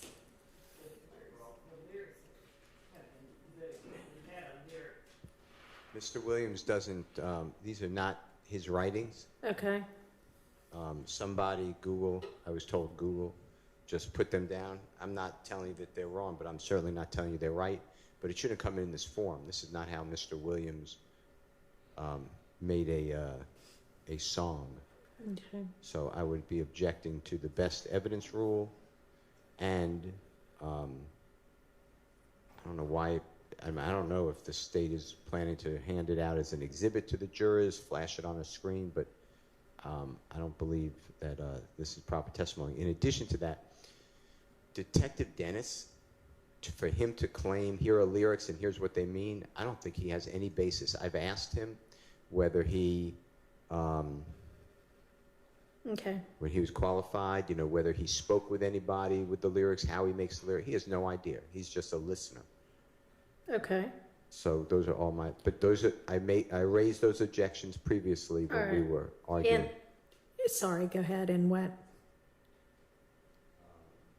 And the court stated he made a preliminary finding, the prior court, that lyrics are admissions, confessions, co-conspirator statements, and if a proper foundation is laid, then he will decide later if they come into evidence. That's Okay. pretty much how Thank it you. was. All right. So the best evidence objection y'all might need to deal with. Your Honor, we would be, as far as the displaying or the publishing of the song and the lyrics to the jury, we would likely be doing it through Mr. Williams' words as he speaks them, and we may have a accompanying, it can be typewritten, whatever, transcript of the lyrics, however it is that we intend to display it, but that we can also provide to the jury in terms of their ability to more easily hear As what a is being said. demonstrative aid. Yes, and as far as the objection as to the meaning behind certain words or lyrics, Detective Dennis would be talking based on his expertise in certain areas, particularly as a gang expert, as to certain meanings or certain language, but if there is a, if there's a different interpretation or if someone else intends it a different way, then we would submit as the area for cross-examination or a different testimony from the person who's sitting. All right. Well, I think that with regard to something being used as a demonstrative aid, you need to make sure it is a correct transcription of what the lyrics actually are. It does not need to be pulled off of Google. I mean, if you want to pull it off of Google, you can, but it doesn't need to look like this. And please provide it to Mr. Steele and Mr. Adams beforehand so that if there are any disputes as to what the words actually are, those can be dealt with. And then I would permit Detective Dennis, if he's been qualified as a gang expert, to say, in my expertise, this might mean X, Y, Z. Obviously, it doesn't mean that is what it means, but that's his opinion of it, which the jury can accept or not accept. It's up to them. And of course, he can be crossed as to how on earth he might know that, and, all sorts of good things, I imagine. I guess it depends on the lyric, but, intention can never be discussed by an expert, a person's intention, because it's not beyond the Agreed. jury. I mean, yeah, I wouldn't let him say, here's what Mr. Williams meant when he wrote this lyric. Okay. Just this lyric in common gang parlance, we believe means whatever.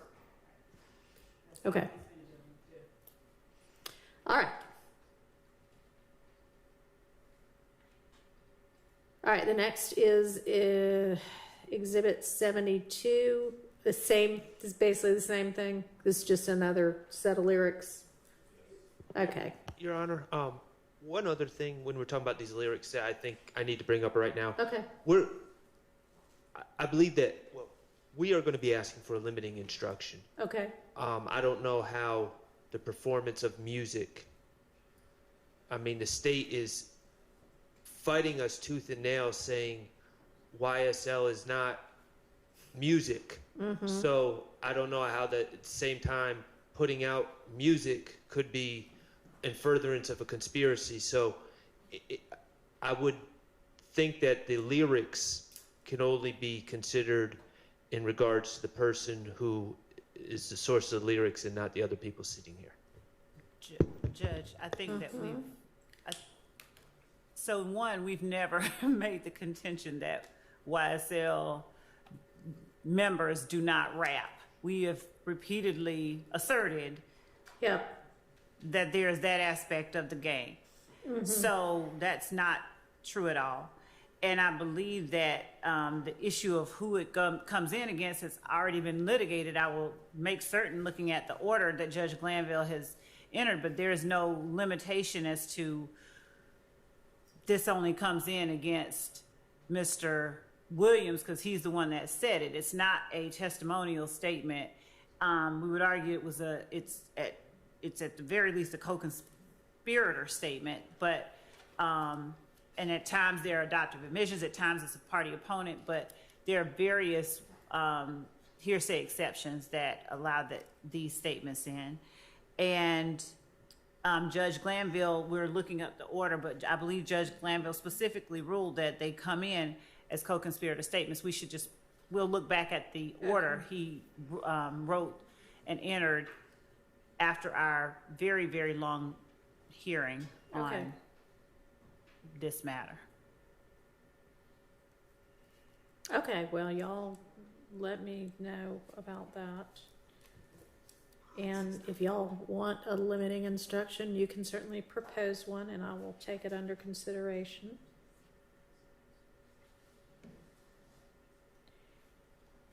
And, if it's a blanket, every bit of this is a co-conspirator statement, that's one thing. If some of them are one exception and some are another, I'll just have to look when I'm considering a potential limiting instruction.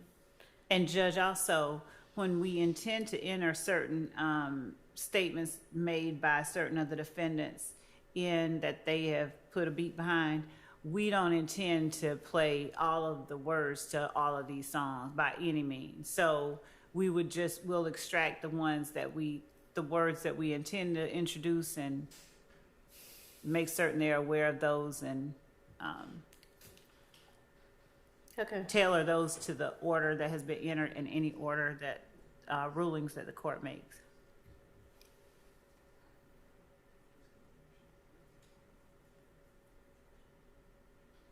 Okay, thank you.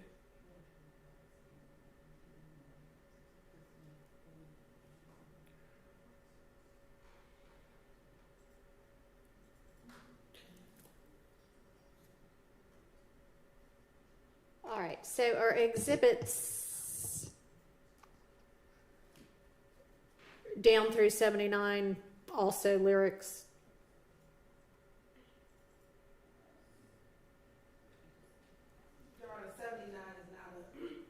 A lyric, 79 is so- a video. Sorry, then 71 through 77 are all lyrics.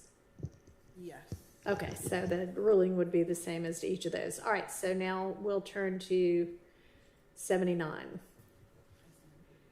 which I can't seem to open. It's a picture, actually. Okay, I can share it, well, okay, thank want me to you. share it, Charlie? Sure.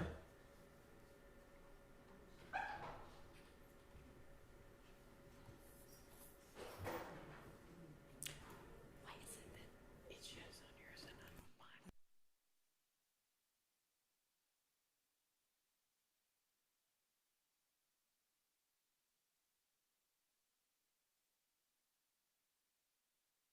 Okay. Okay, it's already in.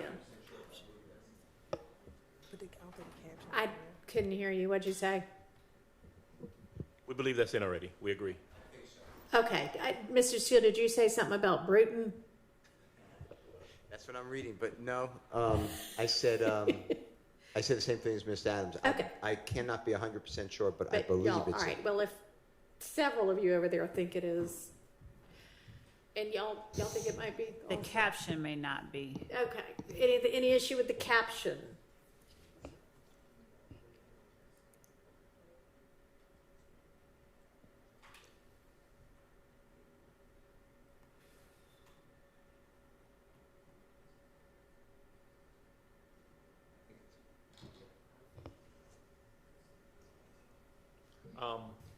Not 100% sure. I believe it's in, or at the very least, it's been testified to. But I guess when we find the original. All right, y'all can let us know on that one then. Judge, did we reserve on, or some of the 71 through 77 because we were going to check the order, Judge Glanville's order? I want to reserve on 74. Okay. Yeah, And- we did. We're gonna Okay. get the order and then come back to that. All right, thank you. Thank you.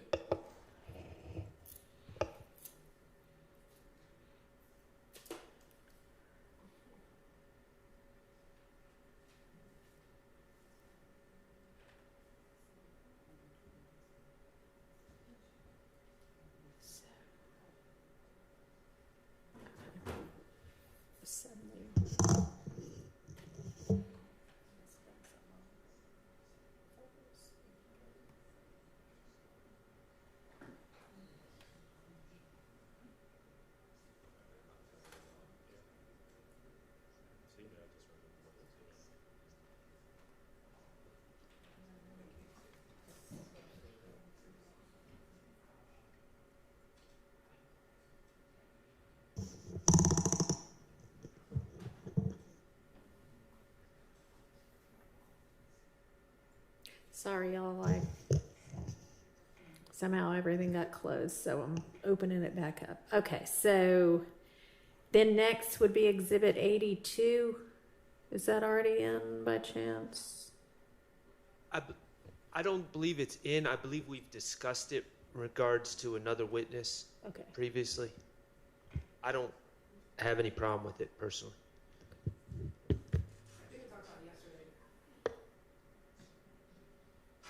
I believe we talked about this I picture think we've yesterday. already dealt with this.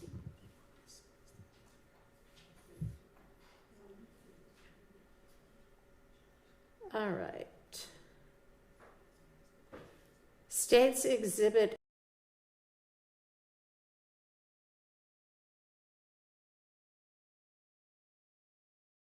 but what does this have anything to do with? Your Honor, that is the, I believe that is the gun, yes. That is the gun that was found at the Dunbar Center with Mr. Copeland. All right, any issue on this? Not if there's an appropriate testimony to it. So no, I don't anticipate any issue. Okay. So I imagine, obviously, they'll have to establish that's what it was, but assuming that is established, that can come in. Bless you. Okay, and then 84 Lima Lima A. Any objection?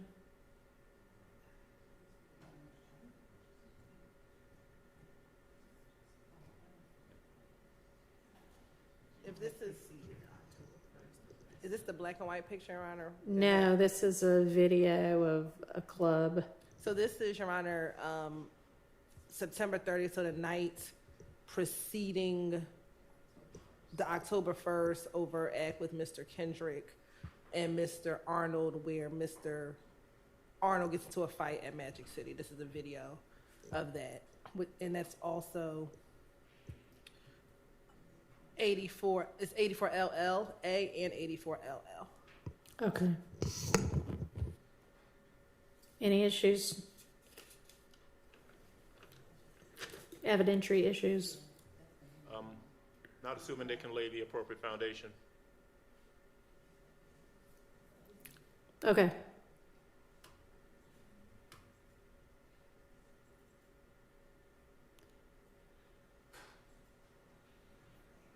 So LL is just a different view. Okay. So, and then there's another 84 LL. So we have 84 LL and then 84 LLA. And then another 84 LL. Maybe that's a still? I don't know. Let me see. Oh, no, that's a gun. Maybe there's a mislabeling. There's a mislabel, Your Honor, okay. yes. Okay, so whatever that gun is will need to be A different label. a different number, but I assume that's some gun that's some way tied to something. Yes, that's the gun, Your Honor, that was found on Quindarius Zachary when he was at the gas station. All right. That's it. Okay. Quindarius Zachary. Yes. Then we've got 85 through 90 LL. Any objection to any of those?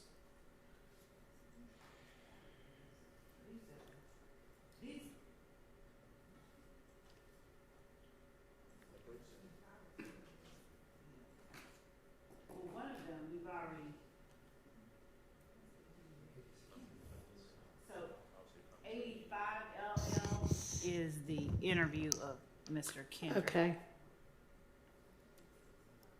Yeah, and we've already dealt with All the right. PowerPoint, which is 86. All right.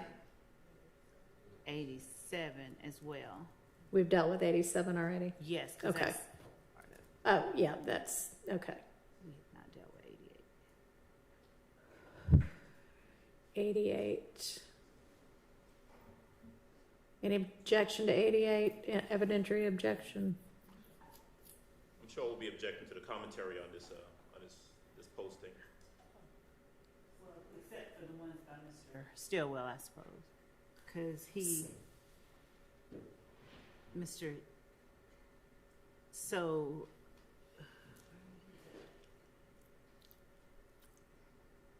yeah, okay. We wouldn't have any problem taking out anything that Mr. Stillwell doesn't post. Okay, yeah, I mean, that's going to be done for all of these kind of Instagram-y type posts anyway, right? Yes. Okay, All these. all right.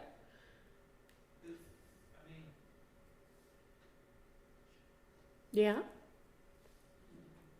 If the state would educate me on the relevance of Mr. Stillwell's posting there, okay. what so- they think it means, because I mean, All right, I'm not gleaning too much from it. okay, there's a relevance objection. All right.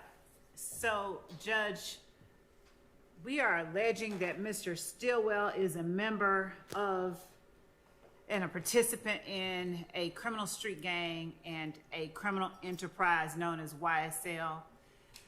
His donning of these red bandanas, one on his right hand and one over his head, and his use of welcome to be that red bee with the red heart, Day Paradise, on March 28, 2015, during the year or the relevant time of this back and forth that was going on, are all relevant to the allegations made in the indictment. So with relevance being Your Honor, I misspoke. Hang on, don't interrupt. I'm withdrawing. Okay. I misspoke. I thought they were saying that someone replied to Mr. Stillwell, and I thought they were saying that was his She's post. taking all that off. Okay. All right. I'm good. Thank you. All right, thank you. And I think that's 100%. Anyway, not a heart. Had to get my glasses out for that one, but I think the argument would be the same. Okay, so that objection's withdrawn. Long as, yeah, you just need with all of these to take off the comments. Same with 89. Yes. Any issue otherwise to 89 LL or 90 LL. Well, 90 LL is not a photo, it's a video.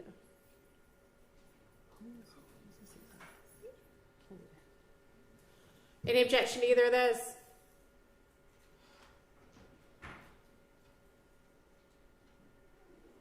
Your Honor, as long as they keep my client's comment on that exhibit as well, where he sarcastically says we beefing, mocking the idea that there's gang rivalries. Are we talking about 90 LL? We're talking about 89 LL, right? Okay.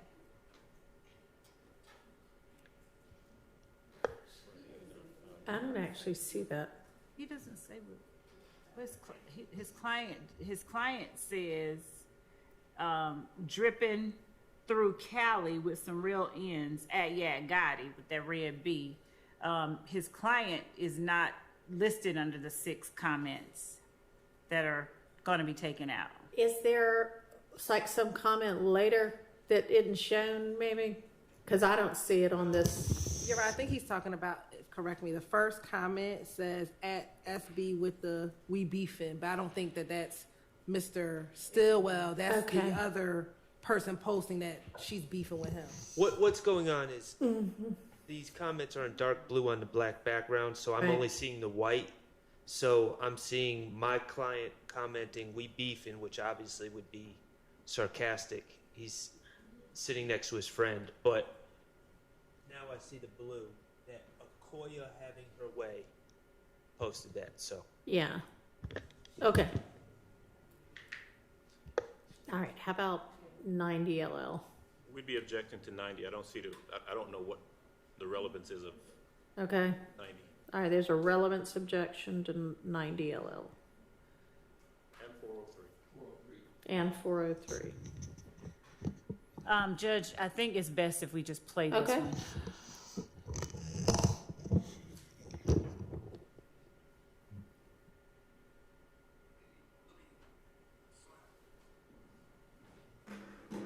Big B, Lil B, Slime, YSL, Crip Killer.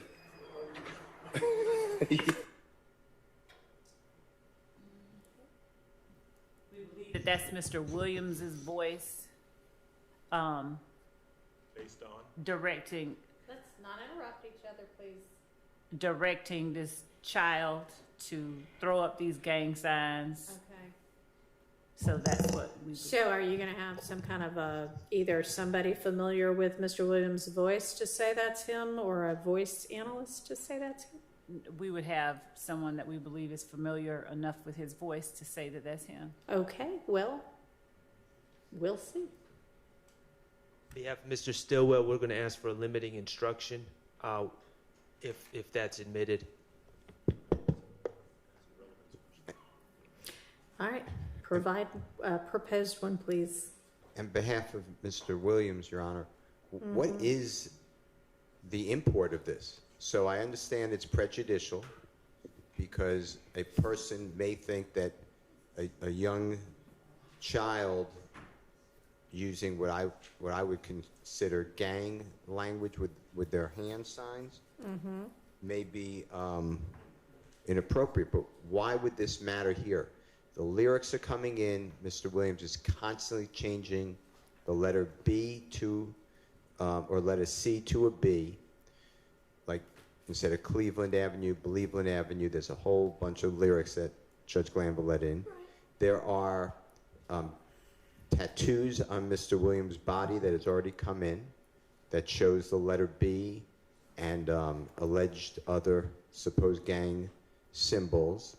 They have introduced, they being the court has admitted into evidence, exhibits showing things like a green snake or an emoji with a B on it. I just don't understand why the child is an important part of this mission to find the truth here, and Mr. Williams' voice. I find it to be wholly prejudicial, and I find the probative value to be scant. All right, let's hear from the state. So, Your Honor, as the court is aware, the rules of evidence are rules that favor admissibility, and 403 should only be used in extreme situations, and Mr. Williams, not the state, bears the burden of showing when something is shown to be relevant, it's presumptively admissible, and he bears the burden of showing that its prejudicial effect substantially outweighs its probative value. And Mr. Williams has said nothing about the prejudicial effect of this video with his child, with Mr. Williams dictating to this child, throw up B, YSL, Crip Killer, which are all things that Mr. Williams has attempted to distance himself from throughout the entirety of this trial. He has asserted that all of this is, not real. All of this is, just a facade. And the more that the state is able to show to the jury that this is, in fact, not a facade or not someone pinning on Mr. Williams' designations that are not accurately pinned on him, then the stronger the state's case becomes. So our argument is that Mr. Williams has in no way shown that this video is substantially more prejudicial than probative. All right. Your Honor, with respect to Mr. Huey, we would also chime in on the 105 instruction, but notwithstanding that, Your Honor, can you hear me, Judge? I can hear you. I don't think that's working, but I can hear you anyway.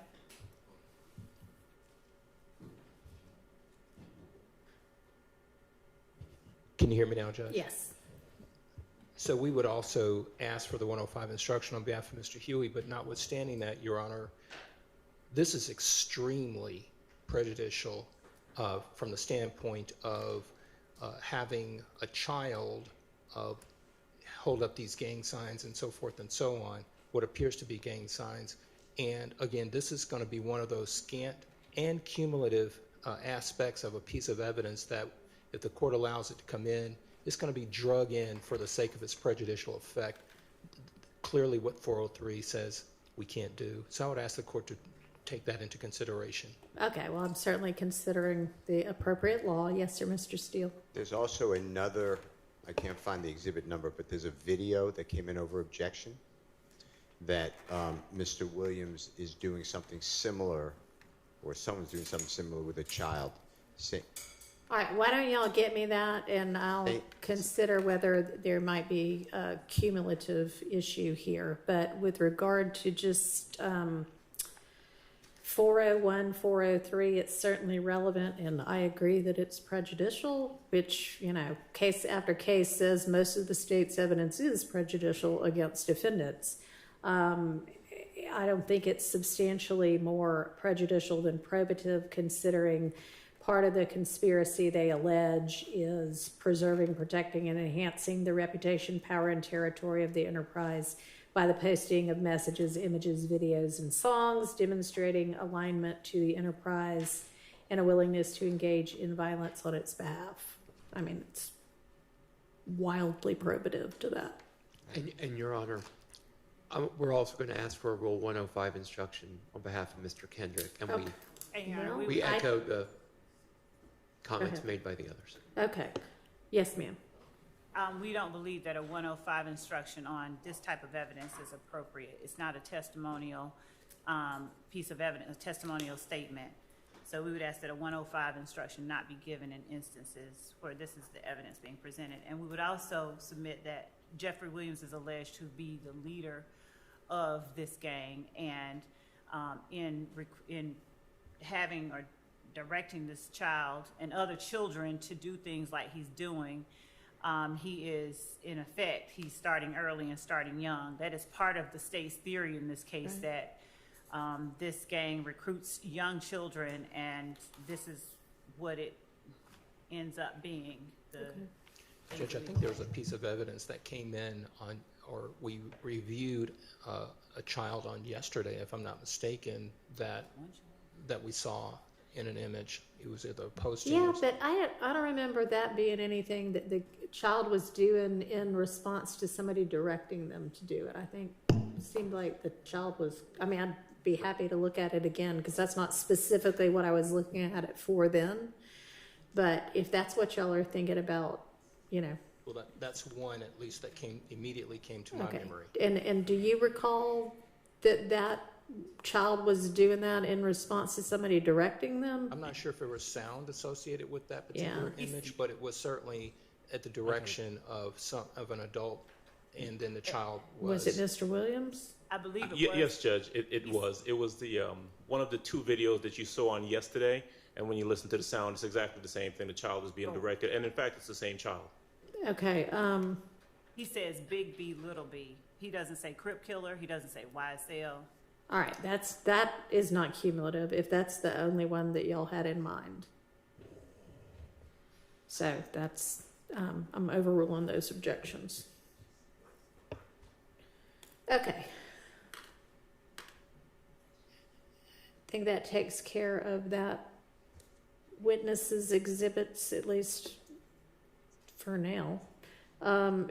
Martinez Arnold. I see there's a plea agreement in that one also.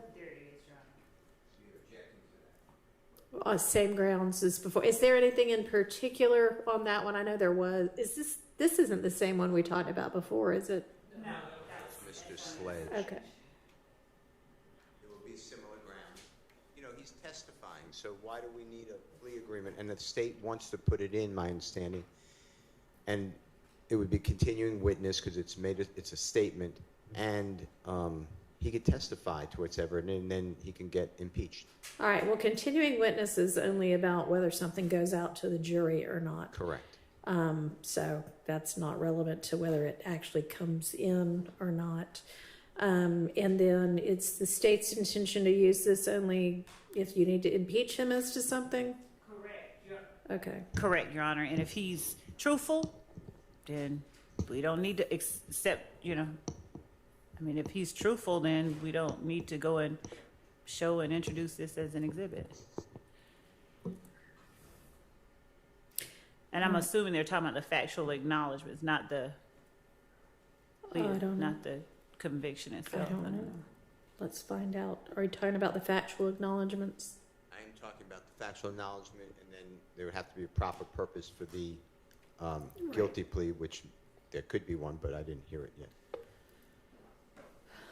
All right. Is there anything about the factual acknowledgments here? Like, I know that last one y'all were saying, I don't think this person has any firsthand knowledge. Is there anything like that I need to look at in particular?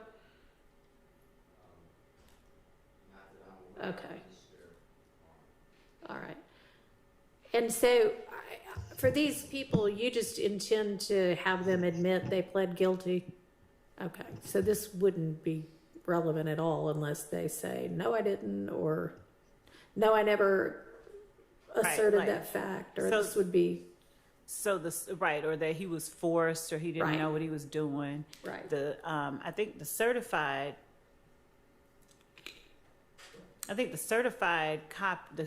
conviction might actually be proper evidence. I need to think about that. But as far as the other stuff that they're talking I mean, about, yeah, and you can certainly, I guess, tender that if you want to. yeah.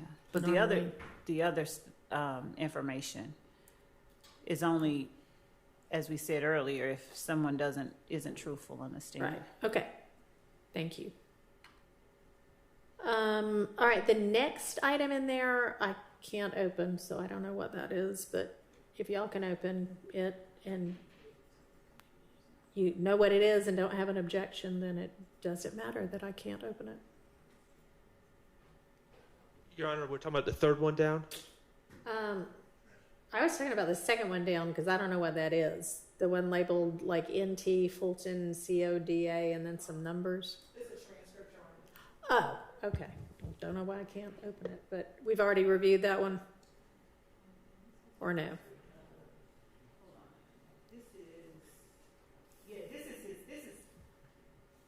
So this is a transcript of an interview with Mr. Arnold, and there is no need to enter this or use it unless we need to impeach him. Okay. And I assume it's a certified copy that y'all would use if need be. I mean, I guess it wouldn't have to be, but It's not certified? okay. You mean of the transcript? Yeah. It's not certified. It's just a... It's a hallway conversation. Say that again. It's a hallway conversation. It's Hallway not, It's not in conversation? court. It's a not like it- 130-page transcript of a conversation. Oh, Interview. it's not a transcript of the guilty plea. Right, no, Okay. it's an interview. Thank you. It's an interview. That's what I was saying. Okay. It's an interview. It's a transcript of an interview, which you don't assume you will be using unless you have to refresh his recollection or impeach him. Right, Okay. that's what I was saying. All right, no problem. How about this next thing labeled recording? And let me just say, I don't know what Mr. Arnold's going to testify to or not testify to. To the extent that the state is ever planning on just playing I understand targeted impeachment, but, and if I've fallen short of expectations, I apologize, but I have not reviewed this transcript for any extraneous, irrelevant, Okay. prejudicial. And yeah, things. and thank you. Y'all don't intend to wholesale use that. If you did, that would be a problem. Needs to be targeted. So yeah, just regular old trial evidence. Okay, thank you. All right, and this next thing, which is maybe some sort of a musical recording. I think that this is the interview itself. Ah, okay. I opened it up and it shows a musical note. I guess that's just my media player. Okay. And then this last thing is a picture. Photograph, yes. Any issues on this one?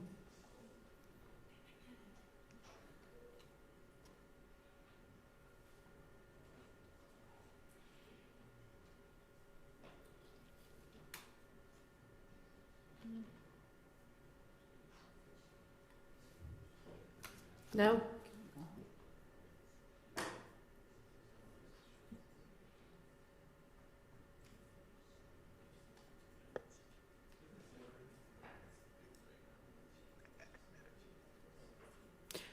Okay, moving on to Officer Munson then.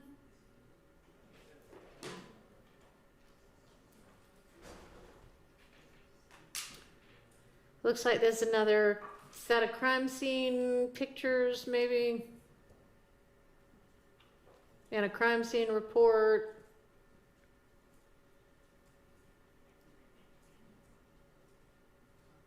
Couple of crime scene reports. Any issues on those?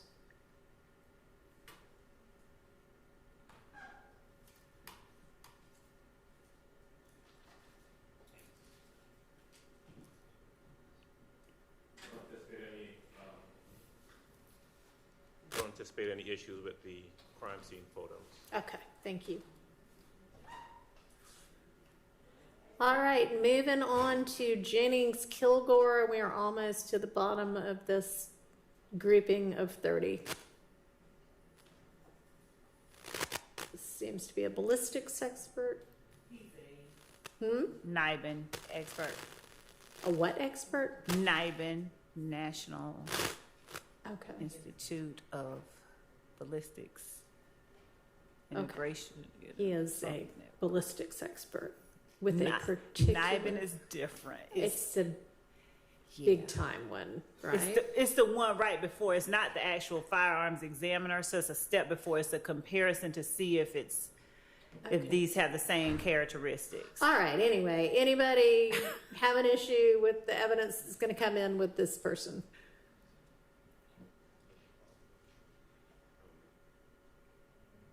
I'm sorry, what is this,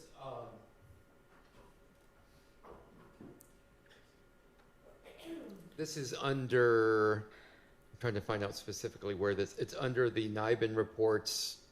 I don't know if I'm pronouncing that right. NIBIN charts. There's a document labeled Operation Planters NIBIN chart. Okay. I can't open that one either, but. Yes, and that's a summary of NIBIN matches that were. I'm having trouble seeing it in detail, but. Yeah, maybe because the black on the blue is a little hard to read. And we're all old and have old eyes.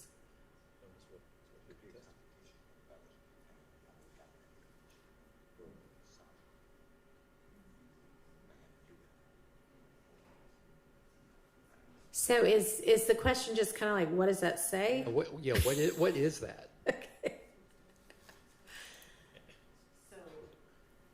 So those are the chart with the black on the blue. That one is showing that there were 5 shell casings from a particular scene. The black on the blue is the address. Okay. The red lines are matches to other addresses where shell casings consistent with the firearms at the previous address were found. Okay. And there was, I think that we served in discovery, but I don't think we included in this list of exhibits. There is also an ATF NIBIN examiner that we didn't have in here that they also examined some of these shell casings from different sites. Both Kilgore at the Atlanta Police Department and ATF were all working in conjunction with one another. So there is one more person that we'll be adding to that, but we'll let them know well before we. All right. Well, if they're going to say the same thing, we don't need them both. We won't. We won't have. All right. So with regard to this kind of chart, I guess, now that you know what it is there an objection? Yes. I have one. Okay. Well, here's the problem, Your Honor. And before you were involved in this case, a lot of these prior incidents were Detective Dennis took the stand, and the state brought out an easel, and they wrote down all these different case numbers, and they went through them real quick. Okay. On January 26th, 2015, there was a shooting at 841 Smith Street. I'm just making that up. Okay? And in this, and as a gang investigator, I determined that was part of this beef. Okay, we for a lot of these incidents, we have not heard from any witnesses that collected shell casings. There's been no chain of evidence. There's been no testimony about the collection of evidence. Okay. So this is just like coming in without any basis or any foundation, and it would all be hearsay. All right. Is he violate the Confrontation Clause as well? Is he going to be testifying that he received the shell casings from each of these and did the exams, or that other person from ATF that you mentioned, or how is this going to get used? So when shell casings are collected, the first person that does that comparison is either Kilgore at APD or they're taken down to ATF to do that comparison. What Kilgore or the ATF NIBIN person would say is this shell casing here was consistent with or had the same general class characteristics as this shell casing over here that was found at this scene, and produce what we call a hit. Right. So is Kilgore going to be able to testify that for each of those blue boxes, he did an examination or comparison, and that's what he came up with? Yes. For everyone that we have a match for, either Kilgore or ATF, Kilgore or ATF did that initial NIBIN comparison. I'm not sure what the objection is. If it's, we're not going to have him talking about something somebody else did. If that's okay. So I think one of the objections is that thus far we have not heard shell casings were collected from this firearm scene and provided to Kilgore, and then Kilgore obviously would say, yeah, I got them and I did this evaluation. Is that all of that foundation is going to have been laid in evidence by the time he gets here to testify to this? Yes, that's why we have the crime scene technicians coming up talking about what they collected. Right. So it sounds like by the time we get to this, that will have been done. It needs to be a two-way connection, though. It can't just be we collected. I'm using an example. We collected, certainly we've had the crime scene, or we will have had the crime scene technician, I believe, from the January 10th incident.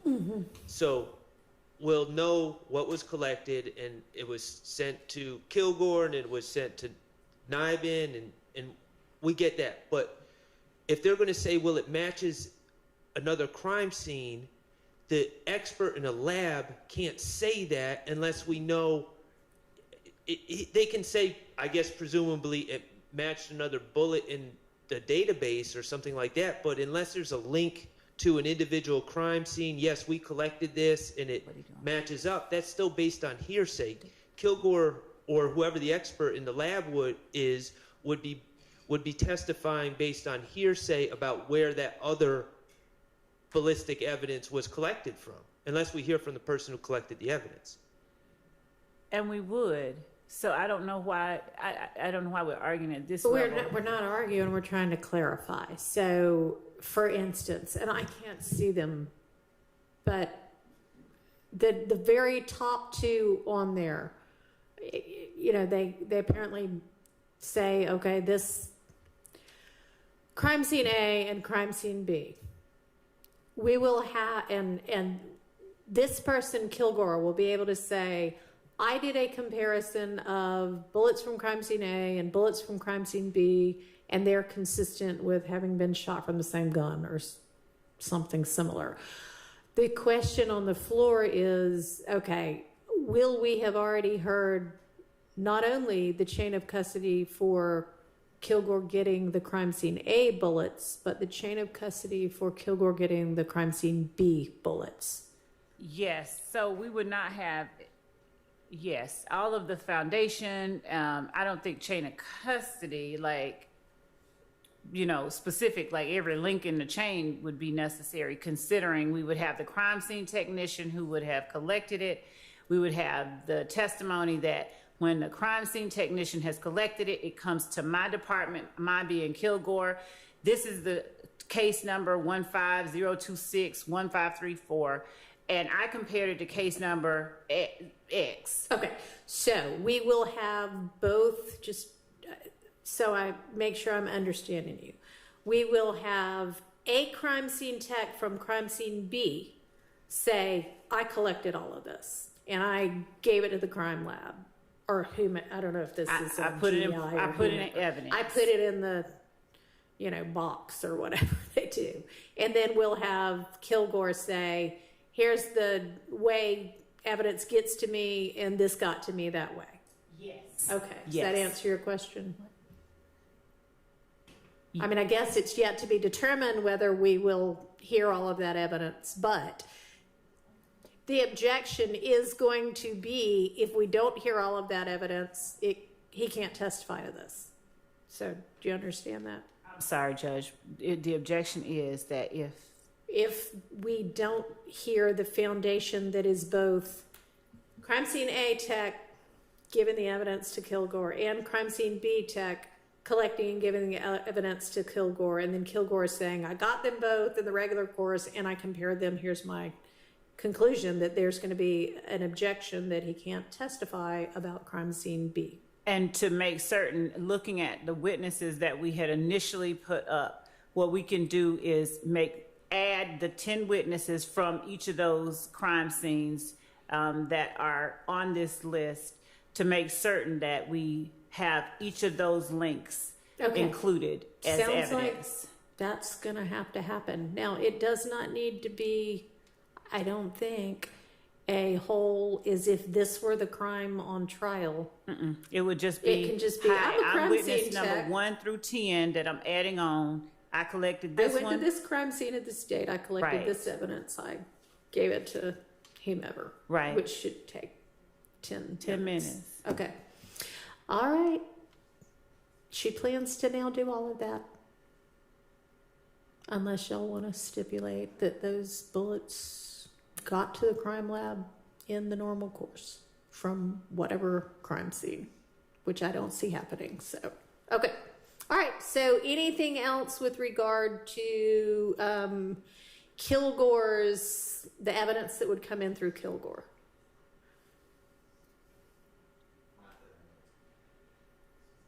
All right.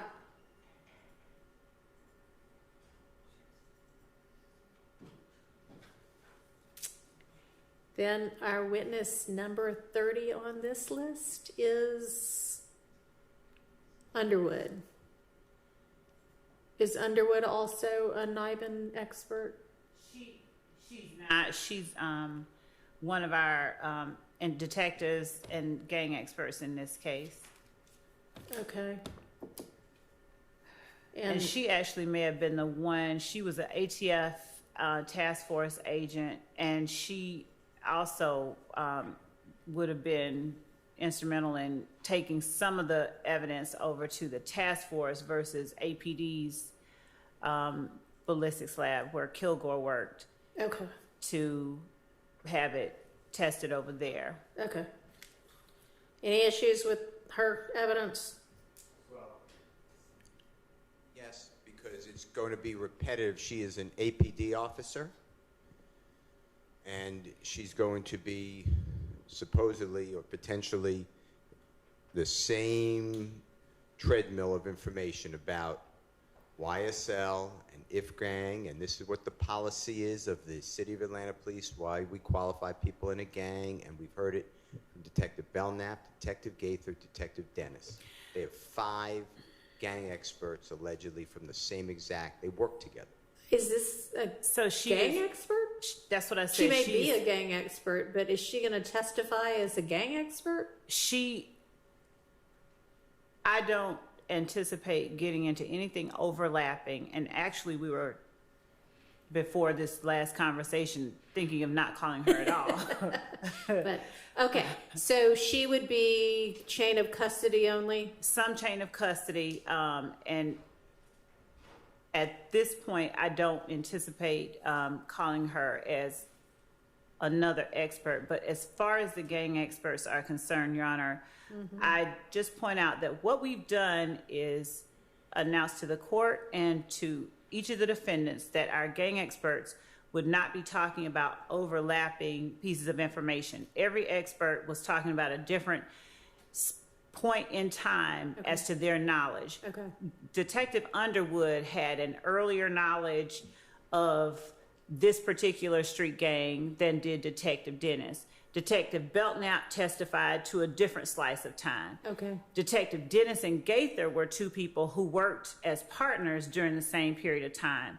But when we are alleging that this is a street gang that has existed from 2012 up until 2022, you know, during the time of this indictment and even afterwards, and we have every step of the way had cross-examination questions and the rebuttal assertion that this is not a gang, this is just a music label, and none of what you see really amounts to what the state is saying, to have gang experts who have an expertise in particular cuts of time that the gang existed is not cumulative. And the very fact that some of what they say overlaps doesn't in any way make what they're testifying about so cumulative. I understand. All right, so has this person already testified as a gang expert? She's not. She's just been qualified as one. Okay, so you do not anticipate having her testify in her gang expertise role just as custodian of whatever this evidence and getting it from one place to another then, is that right? At this point, like we said, at first we were, and then we were like... All right, and I would think that if for whatever reason you decide that's something you think you need to do, let's address that, because I don't think we need to hear, and I hear you saying we haven't heard the same thing, but we don't certainly moving forward need to hear the same thing. So, okay, that's clear. Thank you. Your Honor, as the state is announcing that she's just going to be, Investigator Underwood is just going to be a kind of custodian of or transferring evidence from one place to another, I assume that the operation planner's NIBIN chart and the operation planner's NIBIN lead's new chart will not be introduced through her? Well, none of it's the same or substantially similar to what will be introduced through Kilgore. I agree. I just noticed that in the folder. Yeah, I mean, they do. Again, I don't know why, but I can't open a lot of these on this computer. But is that the same thing, or is that something different? It's a colorful picture showing like a flow chart involving the information that Kilgore has. Generally the same? It's all the same information. It's just presented. It's more colorful? Yes. I mean, pick one or the other. Okay. All right. Is it easier to read than the other one? It is. Yes. Okay. Well, you can always switch the witnesses that you were going to use that for. But yeah, we don't want to see it twice. But okay. All right. That gets us through the first, our first 30 bucket. We haven't done Mr. Sprinkle. Well, yes, other than Mr. Sprinkle that everybody wanted to come back to.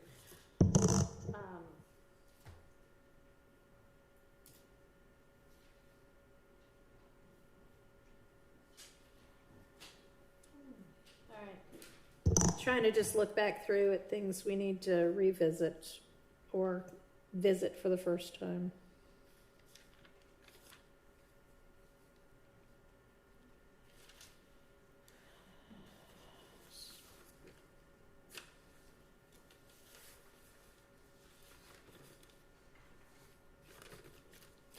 Okay, so I think this is a good place for us to stop today, and then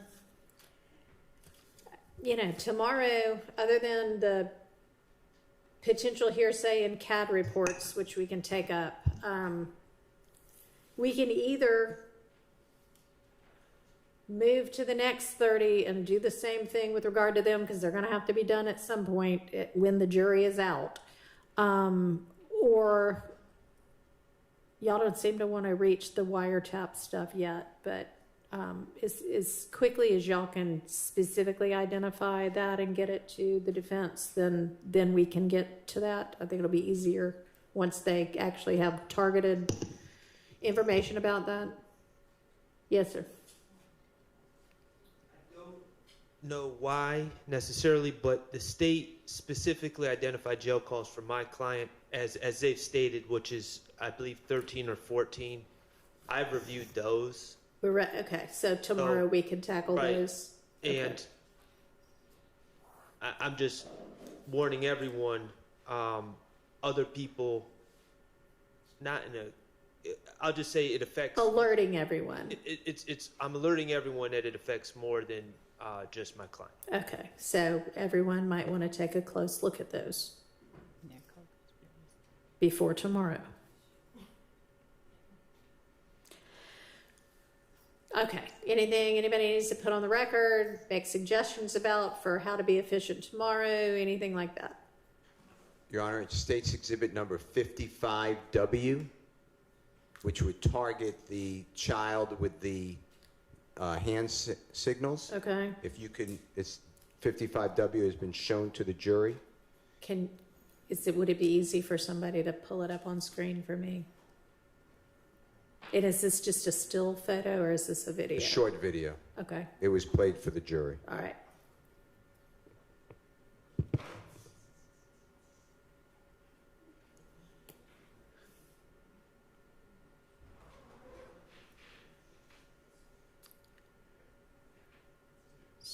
Is Mr. Kokomo going to play that for us, or is he? I don't see him anymore.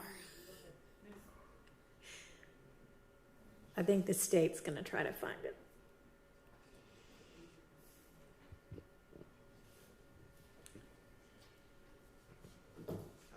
Yesterday, I just don't remember that, but it's one that was played months ago. Yeah, you come outside the house. Okay.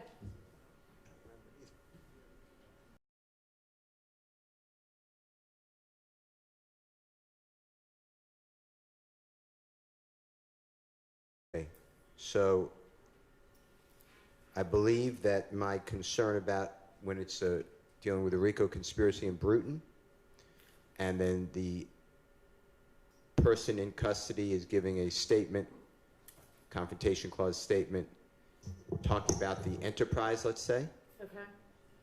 I have found that my argument has been rejected, and this is the 11th Circuit, United States versus Espinoza, E-S-P-I-N-O-Z-A. It's 635 Fed, F-E-D, period, APPX 739. It's in Division B, as in Barry. And it's 11th Circuit, 2015. And the 11th Circuit found that we reject the defendant's argument that because the confessional statements may be proof that a RICO enterprise existed, which is a necessary element of the RICO conspiracy charge against both defendants, the statements trigger a confrontation right under Bruton. If the defendants were correct, then any incriminating statement made by one non-testifying co-conspirator would be inadmissible against the other, whether or not the statement facially incriminated the other co-defendant. Bruton's narrow exception to the general rule of admissibility does not extend this far. That's what I found. All right. So it only triggers what we were saying earlier, Mr. Stillwell, Mr. Williams, but I was saying YSL or the crew, and I cannot find a case that supports that. All right. I appreciate you bringing that to the court's attention. Every attorney has a duty to be candid with the court, even if the case law does not favor the argument they wish to make. And so I appreciate that, because I have to say, unfortunately, everybody doesn't do that. So thank you for doing that. Okay. Do we have this ready to play? Oh, okay.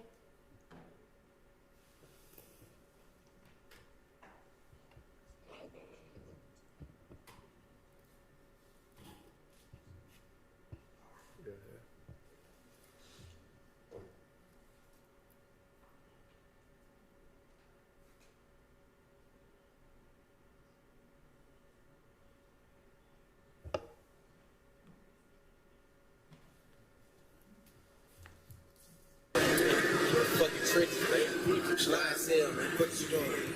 Slide. Move, man. Young successful lifestyle. Oh, yeah. Real fucking bleeding. Real sleep, aka bleeding, nigga. Yeah. Slide shit. Man, but mud. We do this every day. You tripping. Mistake kitchen, man. Know that. Kitchen and his BI. Fucking kitchen. I thought y'all gonna put you on the camera. We're going on the trench, man. Come on, strap. Yeah. I didn't have baby. Throw it up, baby. Throw it up, baby. Nigga. On want to give a special shout out to the Don't get too guns, my niggas, man. Wipe your nose. Wipe your nose. Wipe your nose. Yeah. Fine, nigga. Big B. Big B. Big B. Don't know this shit. Little baby rolling. Little baby rolling. Little B. This ain't no industry shit. We don't sleep, they ain't fucking bleeding slump in the fucking trenches, man. Sweden hate it, man. Yeah, that's actually the one I was thinking about. I mean, that child starts doing all that stuff unprompted and then maybe gets encouraged to do a little bit more, but I don't think that that shows the same thing as the other piece of evidence that we were talking about. So thanks, but my ruling stands on that. Can we have a continuing objection if I need? You may. All right, I'll see everybody at 9 in the morning. Judge, yes. One thing we did reserve, if you recall, waiting for the order from Judge Glanville on witness number 26, that's Dennis, particularly number 74. We can deal with that tomorrow easily, though. Great. Dennis, number 74.